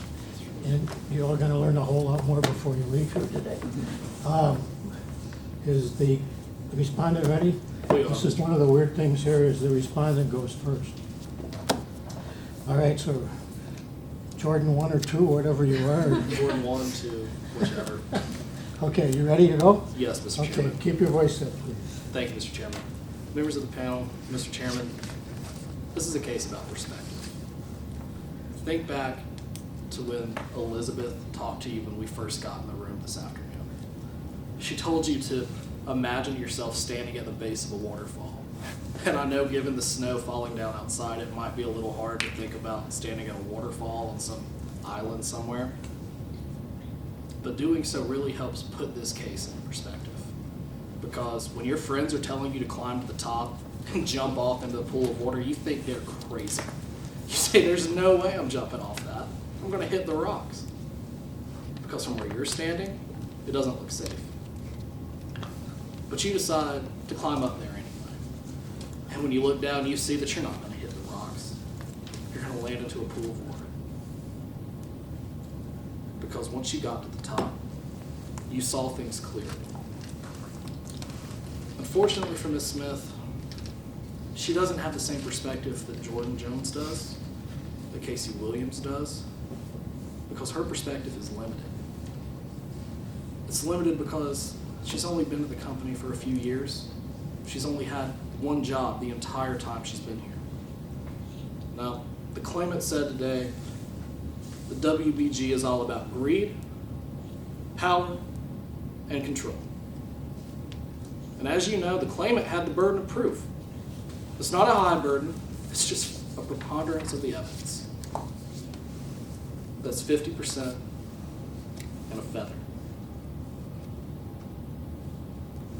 But they couldn't even tip the scales based on the evidence we've heard today. Let's talk about how they failed to meet their burden and why you should fine for the respondent. First, let's talk about the respondent's counterclaim. Respondent has asked the panel award $22. At first, you might ask yourself, why in the world would anyone bring us into this room to ask for $22? And that is a fair question. But the answer is simple. The answer is that you can't violate company policy and expect nothing to happen. Now, Alex Smith is a hardworking employee, and the company appreciates her. But at the same time, the company has to send a message. The company can't let employees just abuse work property and get away with it. Now, Jordan Jones told you that what Alex did, was a fireable offense. New Dover is an at-will employment state. Alex Smith doesn't have an employment contract. She could be terminated for what she did, but instead, the company was lenient. Because Jordan Jones has been in Alex's shoes. She's been in the packaging department. She knows what it's like to have to work in there with little to no cell reception. She understands. All she's asking for is that Alex repay the time that she spent misusing company property. But Ms. Smith is asking for things that she has no business asking for. She's called the company greedy, yet she's asking this panel to award her money for work that she does not perform. Specifically, she wants this panel to award her damages for the time it takes her to watch Netflix, go to dinner, sit at home and read a book. That's not work. She's using her time for her own purpose. Now, under New Dover law, that's not compensable. Now, it's interesting. In New Dover, compensable time is determined based on what the employee's activities are. Specifically, whether or not the employee's activities are being done primarily for the benefit of the employer. Now, claimant is correct. The Fair Labor Standards Act does apply to this case because, as the Supreme Court said in the case Goldberg v. Whitaker back in 1961, the Fair Labor Standards Act applies wherever an employee-employer relationship exists. And according to 202 U.S.C.A., the Fair Labor Standards Act purpose is to regulate the bounds of compensable time, which is exactly the issue before this panel today. So let's see what the Fair Labor Standards Act has to say about the on-call issue that Ms. Smith raised. Now, under the Fair Labor Standards Act regulation 785.16, if an employee is able to use inactive time for their own purpose, then that time is not compensable. Ms. Smith isn't at a WBG warehouse. She's at home. Or she's at a restaurant. She's at a movie. fact of the matter is she can do whatever she wants with her time because odds are she's not going to be called in. But even if she is, she can do whatever she wants up until the minute her phone goes off. And then she has an hour to get to work. Because that's what the job requires. The job she applied for said that she would work hard at and be reliable in her work. It's the job she signed up for. And now she's asking to be paid for work that's always been expected of her, that she doesn't even do. Sitting at home watching Netflix isn't work. You've heard a little bit about some exceptions to the on-call policy. You saw some emails that said, consistent with what you've been told before, anyone who does not report to work within 1 hour will be terminated. It's completely true. There is no hard and fast exception to the on-call policy. But Jordan Jones said, common sense says, if you're in a car wreck on the way to work, they're not going to fire you. Sam Larson said how this on-call policy affected him and his ability to care for his mother. And he told you that this was the very first time he brought it up. In all his years at WBG, he never once said anything to Casey or said anything to Jordan. Instead, the first time he chose to raise this issue was when he was here testifying for his good, lifelong friend, Alex Smith. But the company's the one that's greedy? Not when you see the full picture. Next, Alex Smith raised a claim that she needs to be compensated for the time it takes her to don and doff protective coveralls. Let's make one thing perfectly clear, which is something you've heard throughout the entire line of testimony today. Activities are compensable only if they are integral and indispensable to an employee's principal work activity. Integral and indispensable. Now, New Dover law touches on this issue. It says that donning and doffing time is compensable if it's integral and indispensable to an employee's work activity. That was the case. Marcus v. Thompson Industries from the New Dover Supreme Court just 4 years ago in 2016. Now, 2 years ago in 2018, the New Dover Appellate Court in Johnson v. Big Batteries, Inc. addressed a similar issue. Their employees at a battery factory daily came into contact with toxic, caustic, and dangerous materials. Think battery acid. Now, those employees had to don and doff protective gear to protect them from battery acid. And in vital interest of health and hygiene, the time it took them to wear protective gear is compensable. But unfortunately for us, New Dover doesn't really touch on what integral or indispensable means. However, the Supreme Court of the United States did. In a case, Integrity Staffing Co. back in 2014, the court clarified that the standard for integral and indispensable are two separate entities. First, integral means specifically necessary, that it's an intrinsic portion or element, while indispensable is something that can't be set aside or done away with. Compare that to trying to have a car without an engine. You can't drive a car that doesn't have an engine. Now, the court in that case said that if an employee is able to do their principal work activities without the activity, in this case putting on coveralls, then that activity is not integral or indispensable. Alex Smith said she chooses to wear the coveralls. The coveralls that the company graciously bought and paid for her. But her good friend, Sam Larson, who does the same job as her in the same department with 98 other people, doesn't wear the coveralls. In fact, 50 employees, half the department, doesn't wear coveralls. If Sam Larson can do the job without the coveralls, if half the department can do the job without coveralls, it's not integral, it's not indispensable, which means it's certainly not compensable. Finally, Ms. Smith raised a claim for violation of privacy rights.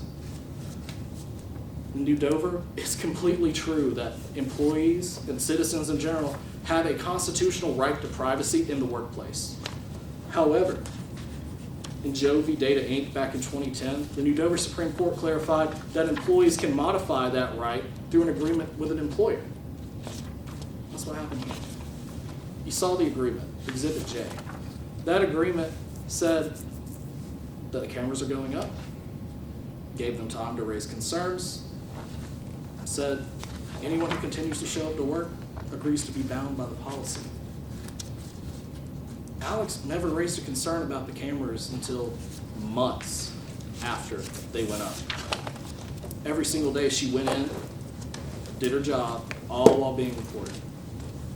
Until the day she chose, and they were never a problem, until the day she went to a locker room and decided that in this co-ed locker room, I'm going to make a full change. We understand that's uncomfortable. It's awkward, it's embarrassing. None of us want to be in that situation, but to be perfectly fair, it's a situation that Ms. Smith put herself in. It's terrible, but at the same time, she knew the cameras were there. She chose to change anyway. Now, Ms. Smith wants you to not only take down these cameras, but specifically she wants the cameras taken down in the locker room. But unfortunately, Ms. Smith is asking you for something that you can't give her. Respectfully, members of the panel, we're all here today based on Exhibit I in the respondent's blue notebook, and that's the agreement, the arbitration agreement that both parties signed. Nowhere in that agreement does it say that you have the power to award injunctive relief. In fact, as Ms. Jones said, if she thought injunctive relief was part of this agreement, she never would have signed it. It's a terrible situation, but at the same time, Alex is asking for something you can't give her. But we understand that from Alex's perspective, these are serious issues. But like Elizabeth told you, Ms. Smith's perspective can't give you the full picture. Members of the panel, we ask that you see clearly, apply the law to the facts that you've heard, and in doing so, rule in favor for the respondent on all counts by denying Ms. Smith's claims and granting the respondent's claim, because you can see clearly. Thank you. Yes.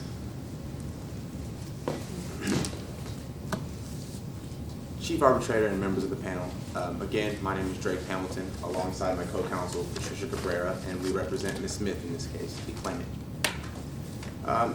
To begin, as the claimant, we understand that to run a successful business, WBG does have to make money. However, what the respondent has done here today is attempt to make us embrace their perspective. The issue with the respondent's defense here today is that their perspective has been blurred. What their vision is showing them is that it is acceptable to use a 35-year-old study that is narrow and outdated as the basis of the safety of their company. What their vision is also showing them is that it is acceptable to create policy that is outside of the New Dover case law. And lastly, what their vision has shown them is that it is acceptable to make policy that is outside of the New Dover state constitution.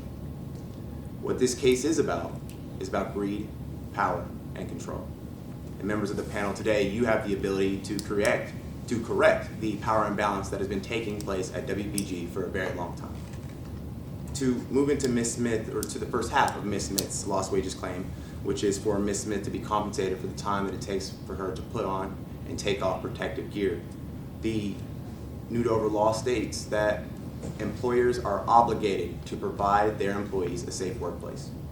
Second, from the Marcus case from the New Dover Supreme Court, it held that donning and doffing of protective gear is compensable anytime that activity is both integral and indispensable to that employee's principal activities.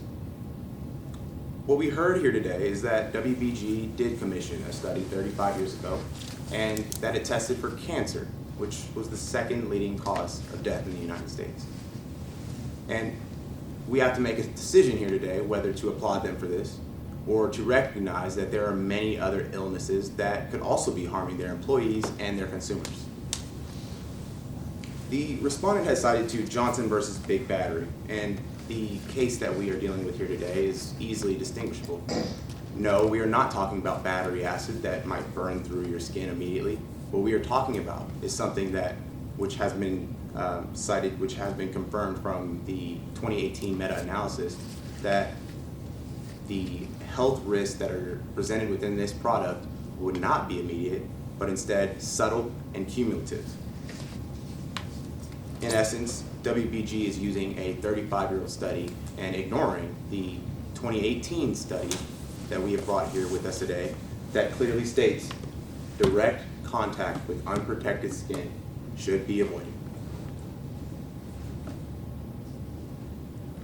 We heard from all 4 witnesses here today who have spent time in the packaging department that being a packaging department employee comes with the burden of coming into direct contact with this product. Therefore, with this being said, it is both integral and indispensable for this employee or for these employees to be compensated for the time that it takes for them to protect themselves. For this time that Ms. Smith has spent putting on, again, what we find necessary, integral, and indispensable gear, she's asking for $715 in back pay. For the second half of Ms. Smith's lost wages claim, which is for the time that she spends on call, anxiously waiting under the threat of termination, the respondent has cited to the Fair Labor Standards Act. Rather than do that, I will cite to what is actually binding on this arbitration, and that is the New Dover Law, which states again that employees must be compensated for activities that are both integral and indispensable to what is their principal activities.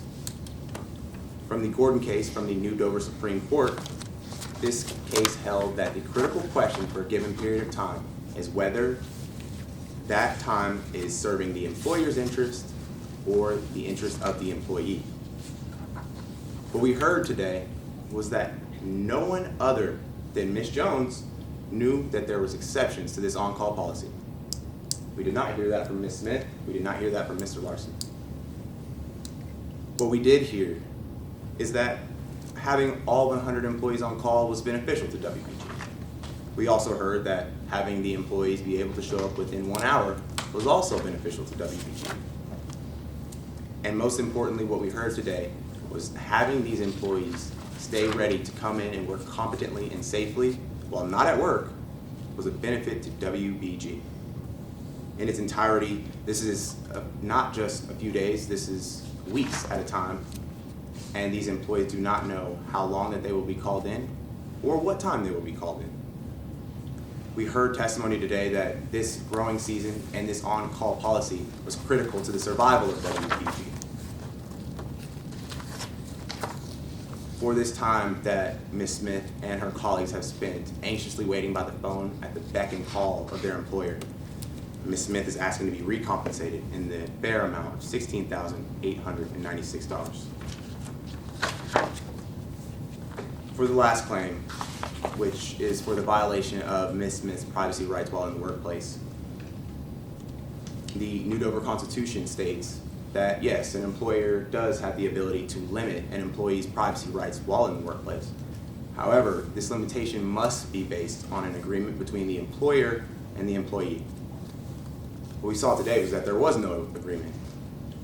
What was attempted was WBG trying to get an implied consent that would limit a fundamental privacy right. It's important to note that nothing in the Constitution or the case law states that this is something that was allowable or acceptable. Further, we have evidence that the implementation of this policy was done poorly. That was shown by the fact that since its implementation, WBG has had record-breaking thefts. Further, there was more evidence that showed that this was poor implementation of a deterrence on its employees to stop from these unlawful actions within the workplace, and that was shown by the fact that this policy was put at the bottom of a dark hole on the 49th page of a 50-page handbook. Ms. Smith did have a reasonable expectation of privacy on the day that she changed in the locker room. The reason being is because she felt that she could use her senses to determine if someone was going to walk in and see her whenever she was down to her underwear. However, she did not expect at that time to be peeped on by a camera sitting in the corner of the room. For this blatant violation of Ms. Smith's privacy rights and a blatant violation of the New Dover State Constitution, Ms. Smith is asking for $50,000 and also an injunction on the use of the cameras within the locker room. in reference to the injunction, the American Arbitration Association, specifically Rule R45, gives arbitrators broad discretion in determining what relief will be in each individual case. Specifically for the agreement that we've seen today, nothing in this agreement expressly states that injunctive relief was prohibited. We also saw that it clearly states that and authorizes the panel to use their best judgment. And it is important to note here that under basic contract law, discrepancies within a contract are construed against the drafter, and that today is WBG. As for the counterclaim, which I'll briefly address, we heard today that this counterclaim was conditional upon Ms. Smith bringing this claim. We also heard that in the past, WBG had been lenient to Ms. Smith. However, once she brought this claim, they decided they would no longer be lenient. It's clear that this counterclaim, is simply vindictive. To conclude, what we have shown here today is that, again, the policies at WBG are engulfed in greed, power, and control. Greed is ignoring what modern science suggests and just ignoring the fact that their product could be threatening the lives of their consumers and employees. Power is implementing a video surveillance policy that is limiting the right of their employees and thinking that it is acceptable to do so based off of an implied consent. Control was found on all three claims, but specifically for the on-call policy, which we have shown today was overly intrusive on the lives of their employees because it comes with the threat of termination. Members of the panel, clearly there is a need for correction here. There is a power imbalance that needs to be corrected. And members of the panel, that ability has been given to you today to correct this power imbalance. And we ask that you decide in favor of the claimant today. Thank you. Thank you. Well, we're going to take a little recess, and we'd ask that everyone clear the room except the four judges. You all did a nice job. Thank you. Helen, do you want to start? Sure. First of all, kudos to all of you. Thank you. I love judging these because it, as I told you at the beginning, I just retired, but it gives me a chance to stay young and stay. And I also love listening to young lawyers coming into the profession, flats their muscles. So I just have a few comments. I thought both teams did a great job. And I thought actually when you actually showed signs of lawyering skills was in your objections on both sides, because you had to respond right away and you didn't know beforehand what they were going to be. Elizabeth, I loved your opening, and I loved the analogy to the perspective. And Jordan, I loved your summation when you recapped her opening and applied it to the end, and made reference to the weather outside. That again shows creative lawyering, because you were thinking on your feet. Patricia, I really liked your direct of your claimant. I thought you did a really, really good job of getting your witness to speak to the issues of her claim. And that also is part of good lawyering, because we get the theory of our cases or whatever it is out through our witnesses. And if they haven't been prepped well, you don't get it out. So, Mr. Pamilton, I didn't get your first name? Drake. Drake, okay. I really liked your cross of the CEO. I thought you really kind of held her feet to the fire, and that's what you do in a good cross. I also like your redirect of Mr. Larson. As a witness overall, I didn't really think that the Larson witness added much to the claimant's case. I actually thought that he, the information that the respondent was able to evoke from him helped their case more than yours. Overall, again, I thought everybody did a really good job, and again, because I was a trial lawyer for so many years, I really enjoyed the parts when you got to show that you can think on your feet and respond to the other side's questions or objections. In the real world, Drake, you were very nice when I forgot which one, or the CEO asked, "Can I say one more thing?" And I understand that you were trying to be civil and it's a compliment. In the real world, you said, "Hell no." You understand no, it's already been answered. So, kudos to all of you. Thank you. Thank you. I'm bad. Oh, sure. First of all, again, fantastic work. I'm blown away. When I was in law school, I could have never done what you guys just did to the quality you guys did. It was absolutely incredible what everybody did today. Both summations were really strong. Both of you, I had a checklist of the elements of all the claims, and you guys, both summations brought them up, knocked them down in a really effective way. I was very impressed by both ones. Elizabeth, everything you did was really good. I was really impressed. Just kind of very clear, great presentation. I was really impressed by all aspects of what you did. Patricia, your opening, the presentation,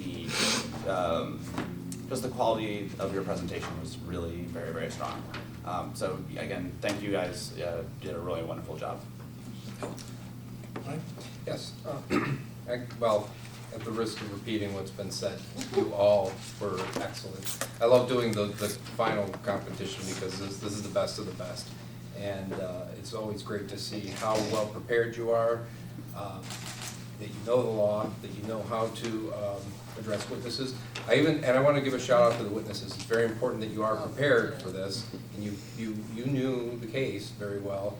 And in real life, when you have a witness, it's important to make sure you know what kind of a witness you have. Is this a strong witness? Is it a weak witness? Is it a witness that's going to be nervous on the stand or maybe fall apart? You have to deal with that. And that kind of leads to my main focus of what I want to talk about is, as much as you plan out what your case is going to look like, you are going to get hiccups in the case. There was an issue with some evidence and that sort of thing. You might be able to seize on that as an opportunity to help your case, okay? And regardless, you're going to have to deal with it. So be prepared, even though the next step is to talk about this. If you get something that isn't what you were planning on, that's where you got to put on your improv shoes and really know how to deal with it, figure out if it's going to help you or hurt your case, and then get back to what you want to do to accomplish your case. I think that was eventually done. I would be very proud to have any of you as lawyers in my firm to, if you're able to give these kinds of presentations to a tribunal. So great job. Thank you. Can I actually add on to that point? Yeah, on the kind of the hiccup that was described, I think in real life, if a company issued a definitive written statement, but then the CEO on the stand was like, well, I was thinking this, I think that would be licking my chops on cross-examination. You can go down through everything where they did not say this. How on earth are the employees supposed to know that? I think that was an opportunity to just completely demolish that witness. And so, yeah, I would say, hiccups jump up in trial and in hearings, and you gotta be ready to, seize on them. Sometimes the unexpected is actually the opportunity. Or the vice versa. Yes. Okay. I thought you all did a nice job. How many times have you done this? Not just here, but everywhere else? Lots. You can forget about it now, and you can also think, gee, I should have said this, or I should have said that.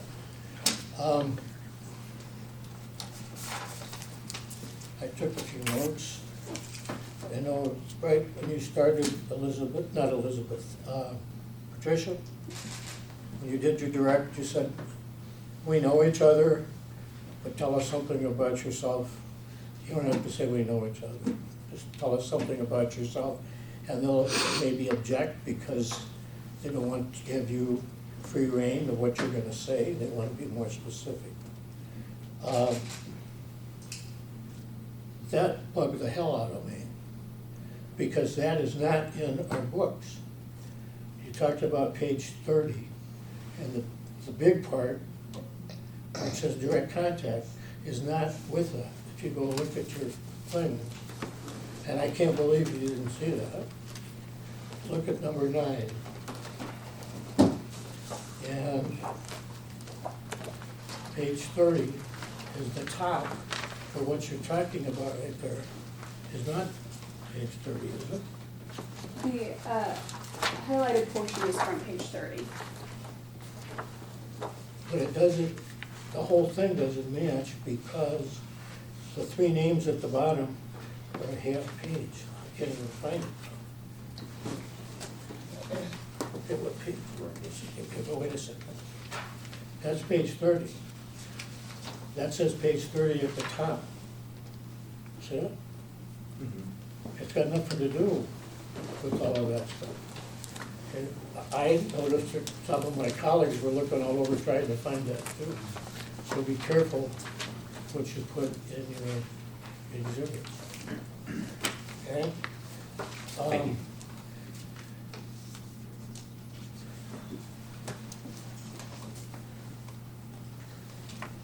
They don't jive, so that's just, I'm sort of a stickler for that kind of stuff. And for marking exhibits, which you all agreed on. And nobody asked. Do you know anybody who's been fired because of that unbelievable 60-page exhibit that nobody ever read? You always read the last page because that's where the meat is. And she didn't even read the last page because she's too busy. That, you know, in the real world, that's gonna just really get you demolished. And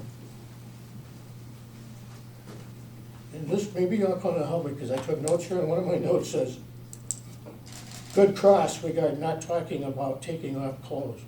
So I'm not sure how that exactly came in, but there's something there. But it was good cross regarding cameras in the bathroom, in the restroom, and that. And if you go to trial and you work someplace 4 years and you've only used the computer twice, you're gonna lose some credibility on that one.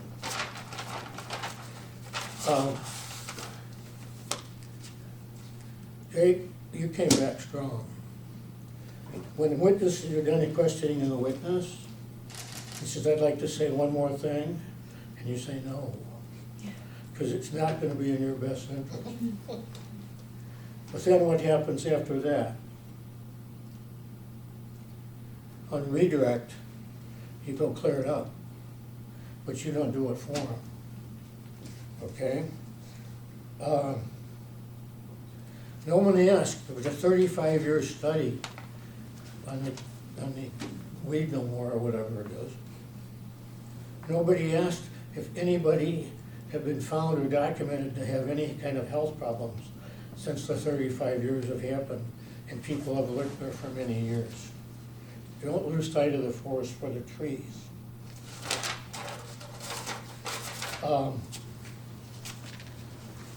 You testified that you wouldn't have signed that agreement if you knew that was in there. What was my first thought? Where were your lawyers? Who let you sign that agreement? And you could have just taken her to the woodshed on that one. And you could have done the same on a couple situations. Let's see.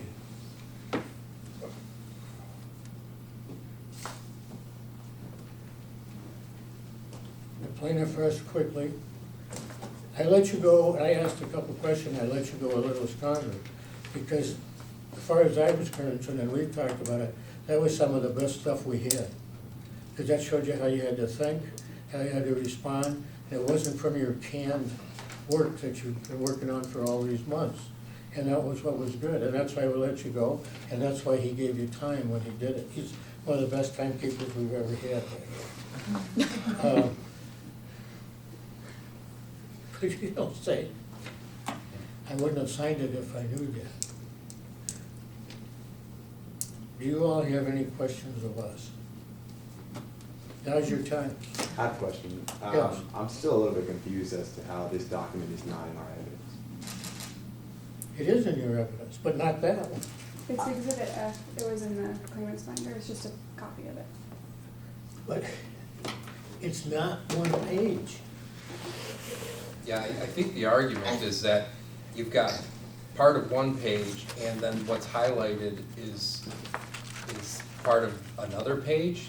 And I know it's demonstrative evidence, I know they stipulated to it, but it did confuse us as a panel, because you've got a page that isn't page 30, but then you put page 30 up there, and then you highlighted this big bold thing that you want us to see, which isn't even part of that page. It's I'm not part of concerned you page don't 28. understand it yet. So it really confused us. We figured it out, but if you make the panel or the trier of fact have to work, especially with demonstrative evidence, you could lose them. So in the future, we would just put what was actually on page 30. Just Right. If that's what you want to Yeah. refer to. Like the part that you have highlighted is actually on page 30, and so that's all you should have had there.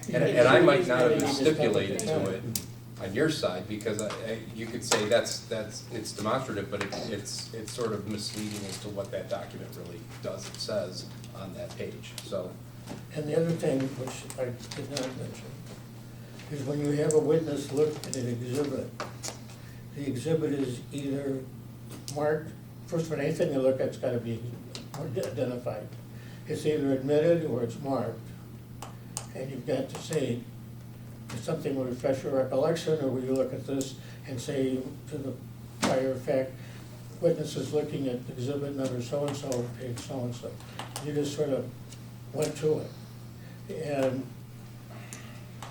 when you try cases, you'll find out that many times the record does not identify what was really meant. And I strongly suggest that when you learn how to go to trial, read transcripts, because when you say something, we don't talk the way we write. And you gotta do that so you can keep a good record, because that's what it's all about. Like if you don't like a ruling somebody has made, you don't make a record, you got nothing. One thing I'll add on that is that the studies, a lot of times, kind of everybody would say, go to exhibit H or whatever, but you wouldn't say, say what study you were talking about, you would just say, go to exhibit 8 and then ask a bunch of questions about exhibit H or whatever exhibit, have the witness identify what they're talking about. Every single time, so whoever's listening to it, the trier of fact, knows what is being read from. I got a little confused a couple times about which study you're talking about. Does that make sense? I mean, just be overly clear. I like that part that, the direct of Elizabeth of Casey, he said, technically they can be terminated, whatever that means. Okay? You picked up on the smaller things that we weren't as concerned about as the big picture. But it was a good experience. I wish you all luck. Are you all seniors? I wish. No? We're all 3 Ls except for CEO. Okay. What year are you? I'm a 2L. Oh, okay. And we're all 2 Ls. We're all 2Ls. Oh, okay. Very Excellent, good. excellent job. Yeah, fantastic, thank you. Thank you. Thank you all. One other thing, very quickly, remember to introduce yourself when you start. I had to go through here and figure out who you were. Okay.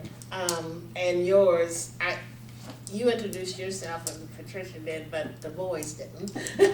And I had the picture here so I could figure it out, but just, those are little So you did that technical over the things break? that, Right? Because you didn't know you were gonna be finalists until this morning.